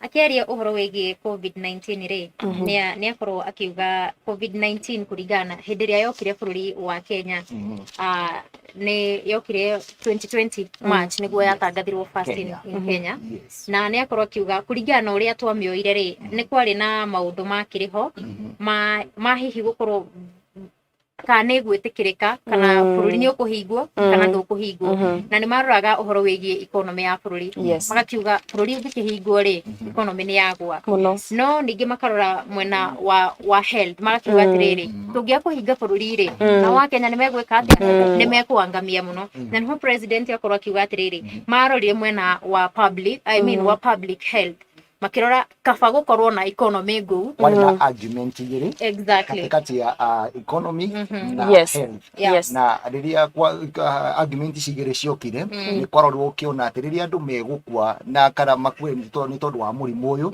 matikahota kumariukia no economy ya thirikari no ihote gwikora ingihota kuriukia so ni mahotire guthie mwena wa health argument ya health yare nayo na makigitira bururi no ni akorwo akiuga akiuga ati uguo ti kuga ati ni mateaneirie kindu gigwitwo economy ona no makiroria tondu auga atiriri choices made in the midst of a crisis ticio ni ciatumire ungirora kuringana the advantage na disadvantage of a thing na nakora kiuga atiri mugikuo nake nigwite atiriri okay huhuka ni uri nikirenderia ria kibunaga niguo nakora kiuga he company eho ya kurirwo igi produce ido the PPEs magetiga kuthondeka nguo makiambia guthondeka PPEs na masks exactly na no nare ugiringithania na nguo iria himathondekaga rita riu ri na demand ya indo iria ciagiukire the PPEs ni undu wa murimu wa COVID-19 ri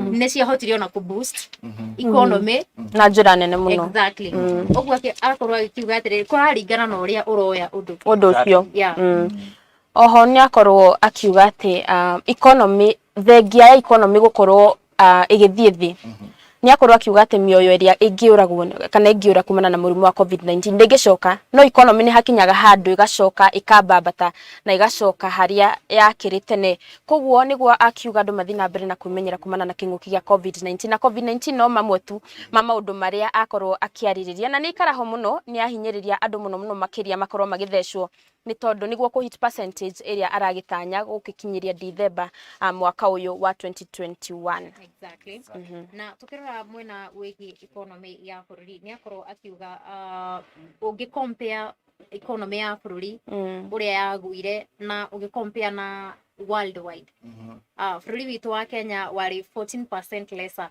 at least no ahotire ku beat mabũrũri maria mangi ungi compare kuringana uria COVID-19 kana maruru maria COVID-19 yokite namo Oguo ni kuga mitaratara iria yaigirwo thiini wa bururi wa Kenya ni watumire economy ya Kenya ikure ni ikorwo ndiagwire toria mabũrũri maria mangi magwire tungirona thiini wa thi mabũrũri maria mangi economy yao ni yagwire na njira nene muno makiria na kwi mabũrũri ona thaa ici matari maramenya uria economy yao igukira no president akiaria uga Kenya at least economy yake ndiahotire kugwa na atariria mitaratara muria economy yakurire thiini wa bururi wa Kenya na aheko a Kenya ni uria moire mitaratara ya COVID-19 na makimikirira wega no na kuhonora uguo no agicokeria a Kenya ngatho kuona ati ni akorirwo akilift curfew kana akieheria maundu megie curfew na gucera county citiganite ni akorirwo agigithengia na kumanagia na hau no arona ati a Kenya aingi muno makiria no maragithie na mbere na kuigitira kuona ati COVID-19 irio haha na ithu na ni agicokeria ngatho company ya Hela toguo ciko wa Mwangi agikorwo akiuga company ya Hela yakorirwo agitiga gutumithia nguo ikiingira gutumithia PPEs na masks nigetha gukirora kana murimu wa COVID-19 no ugicoke thi na akimicokeria ngatho nyingi muno makiria utanuma hau ha company etagwo Revital neo the African largest producer of vaccine ni makorirwo makiheana 70 million syringes globally na kuona ni mekire uguo no maboostire economy ya bururi witu wa Kenya through COVID-19 asuri monire opportunity wa crisis na no wega ginya Kenya manyite cigo cia president atiriria kumira crisis tondu crisis tigatiga kumira ni wega makonaga opportunity thiini wa crisis icio cia ni aririria COVID-19 na njira nene muno makiria no nitugicoka ho no tukirora mamwe maundu mangi maria president Uhuru Kenyatta akorwo akiaririria ni akorwo akiriria uhoro wa macani na akiuga ati ni aheanite bilioni 1 ni undu wa kugura fertilizers kuri arimi orundu mwe na aiga muthenya wa umuthi arimi othe ni megukorwo makiamukira kana kigina kinene kia marihi mao na ni akorwo akiaria uhoro wa cukari ni aheana 1.5 bilioni 1.5 sector ini ya cukari ni undu wa ku maintain factory kana ni undu wa ku maintain kambuni na iganda cia cukari iria igikoragwo ige produce cukari oho ni aririo horo wa githomo no akiheanite bilioni 8 ni undu wa CBC na oho kuongerera irathi ngiri 10 ni undu wa ciana kana kwagirithia githomo na njira nene no maundu maria makoretwo president akoretwo agika tondu akorirwo akiheana gatagati ka miaka 8 maundu maria akoretwo agika tuma hari uhoro wa COVID-19 no maundu mani mo makoretwo magika ni undu wa ukuri economy na hau ni akoretwo akihe akiheana bilioni 1 ni tondu wa andu a kahua na akiuga arimi a kahua ni mamukirite mishara minene kana uhoro wa magetha manene na kana uhoro wa kugaya mbeca nyingi gukira miaka ingi ihitukite so ni akorirwo akigathĩrĩria thirikari yake na njĩra nene mũno makĩria na akiuga ni aheanĩte 3.2 billion kana thirikari yake ni aheanĩte 3.2 billion thĩinĩ wa health ni tondu wa ũgima mwega wa mwĩrĩ na akauga atĩ thĩinĩ wa thirikari yake no gwakĩtwo 50 new level hospitals level 3 hospitals level 3 hospitals 50 no nĩ ũndũ wa gwĩkĩrĩrwo mũno nĩ tondũ tũkuona Uhuru Kenyatta nĩ ekĩrĩire mũno ũhoro wa health thĩinĩ wa bũrũri wa Kenya ũngĩrora mĩaka ĩhĩtũkĩte na mĩaka ĩno Uhuru akoretwo ku mĩaka 8 nĩ ekĩrĩire health mũno makĩria kuona atĩ nĩ gũthondeketwo level 3 hospital 50 nĩ ũndũ wa gwĩkĩrĩrwo na njĩra njega mũno makĩria oho president nĩ akorwo akĩarĩria ũhoro wĩgiĩ livestock farming na kũra kiuga nĩ aheanĩte 1.5 billion nĩ tondũ wa kũrĩa gũkĩgũmĩirwo nĩ ng'aragu na akiuga mahiũ maku nĩ megũkorwo makĩrorwo na nĩ ũndũ wa kũheana nginya irio cia mahiũ nĩgetha makorwo makĩheo nĩgetha matige gũkua kũrĩa tũrona kũrĩa mwena wa Lamu kũu ng'aragu nĩ ĩhĩrĩirie mũno makĩria thirikari yake nĩ ĩratigĩrĩra atĩ kũndũ kũu ũguo gũikaire rĩ nĩ marenda gũtigĩrĩra nĩ makinyia nginya irio cia mahiũ nigetha matige gũkua ona nĩ akiuga atĩ nĩ akorwo nĩ gũkorwo kana irio nĩ cigũkorwo cikĩnyihanyihio thogora irio cia ng'ombe kana cia mahiũ tondũ mahiũ nĩ ng'ombe mbũri mahiũ marĩ mothe in general no ho nĩ akorwo akĩrĩra kazi mtaani na turirikane atĩ twĩ phase ya gatatũ ya kazi mtaani na gũkũ nĩ gũ create kana nĩ kũhe ayuthi mawĩra ayuthi arĩa makĩrĩ na kũu mũciĩ aiga atĩ nĩ aheana bilioni 10 iria cigũgĩteithĩrĩria kũhe mayuthi ũhoro wĩgũmainie na kazi mtaani exactly waiga bilioni cigana bilioni 10 nĩ ũndũ wa the third phase of kazi mtaani oho nĩ agĩkorwo akĩarĩria ũhoro wĩgiĩ vaccine ũtoguo tũgĩkwara nĩ thirikari yake ĩna mũbango wa gũkorwo ĩgĩ produce vaccine locally na mũbango ũcio nĩ ũrĩa ũgĩtagwo biovac nĩ tondũ handũ ha gũkorwo tũkĩamũkĩra vaccine kuma na nja tũgakorwo tũgĩciamũkĩra kuma gũkũ bũrũri-inĩ wa Kenya tondũ actually tũtiũĩ mũrimũ wa COVID-19 ũgũthiĩ nginya ha na Akenya nĩ marabatara gũkorwo vaccinatedwo nginya hihi hĩndĩ ĩyo ĩgakinya andũ othe the population tondũ nĩ ndĩronaga mũthenya ũngĩ rĩ nginya ciana nĩ irambirie gũthecwo na kũrakĩrĩka mũciari no nginya etĩkĩrie mwana wake akorwo agĩthecwo exactly mwana ndagũthecwo mũciari atetĩkĩrĩte tondũ nĩwe mwana ndakĩrĩ na gwĩtuĩra matua no nginya mũciari aingĩrĩre ho na nĩkĩo rĩu aciari maragĩkorwo makĩingĩra ho nĩ tondũ nginya ciana na gũcia rĩu nĩ rĩciria rĩega tondũ ciana ci mathukuru-inĩ na cirĩ mathukuru-inĩ gũtikĩrĩ ũhoro wa social distance tondũ mwana ndoĩ atĩ nĩ ngũiga distance no cio ũngĩ gũciria aciari no wega metĩkĩre ciana ciao ikorwo igĩthecwo no gũcia nĩ ciana iria cina makĩria ma mĩaka 5 cikorwo igĩthecwo njanjo ya COVID-19 nĩguo kwĩgirĩrĩria kumana na kĩng'ũki gĩkĩ tondũ tũtiramenya gĩgũthiĩ nginya kũ na tondũ ihinda no rĩgũkinya ndiramenya nĩ gĩgũkinya handũ gĩkorwo gĩgĩthiĩ thĩ na maũndũ megũgĩkorwo makĩrĩ o mega na nĩrĩra maũndũ megiĩ COVID-19 mũno toguo twagũkorwo tũgĩkwĩra mwĩroreri wa NiceTv na no wega ũgĩthiĩ na mbere na kwanjia hamwe na ithuĩ mũno Facebook nĩ NiceTv Kenya Twitter @NiceTv Kenya na mũno wa YouTube NiceTv Kenya twĩre maoni maku nĩ marĩkũ nĩ matanya marĩkũ uma namo igũrũ rĩgiĩ President Uhuru Kenyatta hamwe na ndũmĩrĩri ĩrakorwo akĩrekereria kũrĩa bunge-inĩ ya kĩmabũrũri kana hihi mau president akorwo akiuga nĩ achievement nĩ marĩa makoretwo thirikari yake ĩkĩte kana maũndũ mau Mũkenya Wanjikũ wa kawaida kana nĩonete maũndũ mau mahanĩkĩte tondũ rĩmwe rĩ nĩwe maũndũ nĩ maragio gagĩkora hena mũndũ wĩna harĩa ndakinyĩrirwo nĩ motungata ũguo no ko he mũndũ wakinyĩrirwo nĩ motungata rĩ he mũndũ matakinyĩrire na nĩ akorwo agĩkĩheana maũndũ maingĩ marĩa thirikari yake ĩachivĩte kahinda karĩa ĩgĩkoretwo kuo na nĩ akĩarĩrĩria ũhoro wĩgiĩ ũgima mwega wa mwĩrĩ na akiuga nĩ mongereire equipments cia thibitarĩ so nĩ akorwo akiuga nĩ marakorwo actually I think 2 weeks ago nĩ arĩ kũrĩa KU Referral Hospital akĩrugũria kĩrĩa molecular imaging center ya screening ya cancer na rĩu at least arwaru mũrimũ wa cancer gũkũ bũrũri-inĩ no matirĩthiaga rĩu matirĩthiaga gũthiĩ India tondũ actually gwĩciria India nĩkuo kũrakĩũĩkaine na maũndũ maya na president nĩ akorwo akiuga hau ha cancer nĩ akorwo akiuga atĩ thengia yake gukorwo ati ni arehe motungata macio kuria mwena wa KU ni ahuthia ngarama ona kuri muciari na oho na kuri murwaru ucio wa cancer kona ati riu ni arithiaga tene no cancer ani murimu ungimenywo tene ni uhonagwo riu tiriria twetagirira ati murimu utheremio na makiria riu o uria murimu wamenywo tene noguo na kihonia gikuonekana tene na ni ikinyukia riega muno akorwo agika gukiri kuri arwaru wa cancer na muno makirio na aciari aria marathinikaga na ciana ciao guthi kuria nja wa bururi he machine ingiakorwo kiariria itagwo radiology machine na kiuga Kenya 4.5 million magikoretwo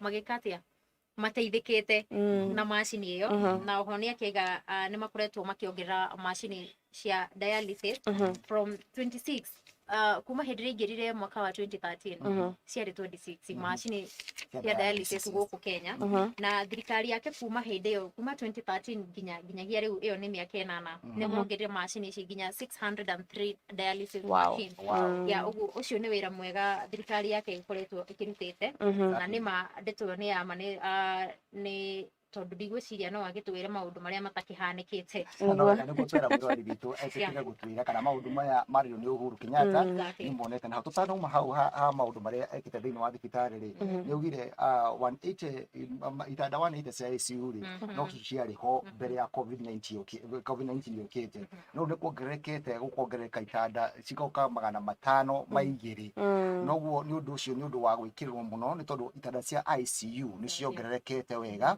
kuma itanda 180 nginya itanda 500 maigiri na ona hau ni aturire ati thiini wa Kenya mwaka wa mweri wa October mwaka wa 2021 gwa producer 32 milliliters kana liters ya kiria cia oxygen no ru thaici ne undu ucio ni wongererekete na njira njega muno na undu ucio ni undu wa gwikirwo muno wa makiria tondu na riu oxygen ni ongererekete Kenya ukirwo ria yari hau kabere yes so undu ucio ni undu wa gwikirwo tondu oxygen ni kindu kiria kigoro muno thiini wa gwikirwo oxygen kiria ithaa rimwe thiini wa Kenya ona kana bururi uri ungi wothe ni undu wigoro muno oho ni akorwo akiongerera level 5 hospitals ni akorwo akiuga ati ni ciongererekete kuma riria ngirire wathani-ini mwaka wa 2013 kana mwaka wa 2013 mathibitari ma level 4 ni mongererekete na gicunji kia 44 hari igana oho I mean level 5 ni ciongererekete na gicunji kia 44 hari igana level 4 agaciongerera na gicunji kia kana gia 9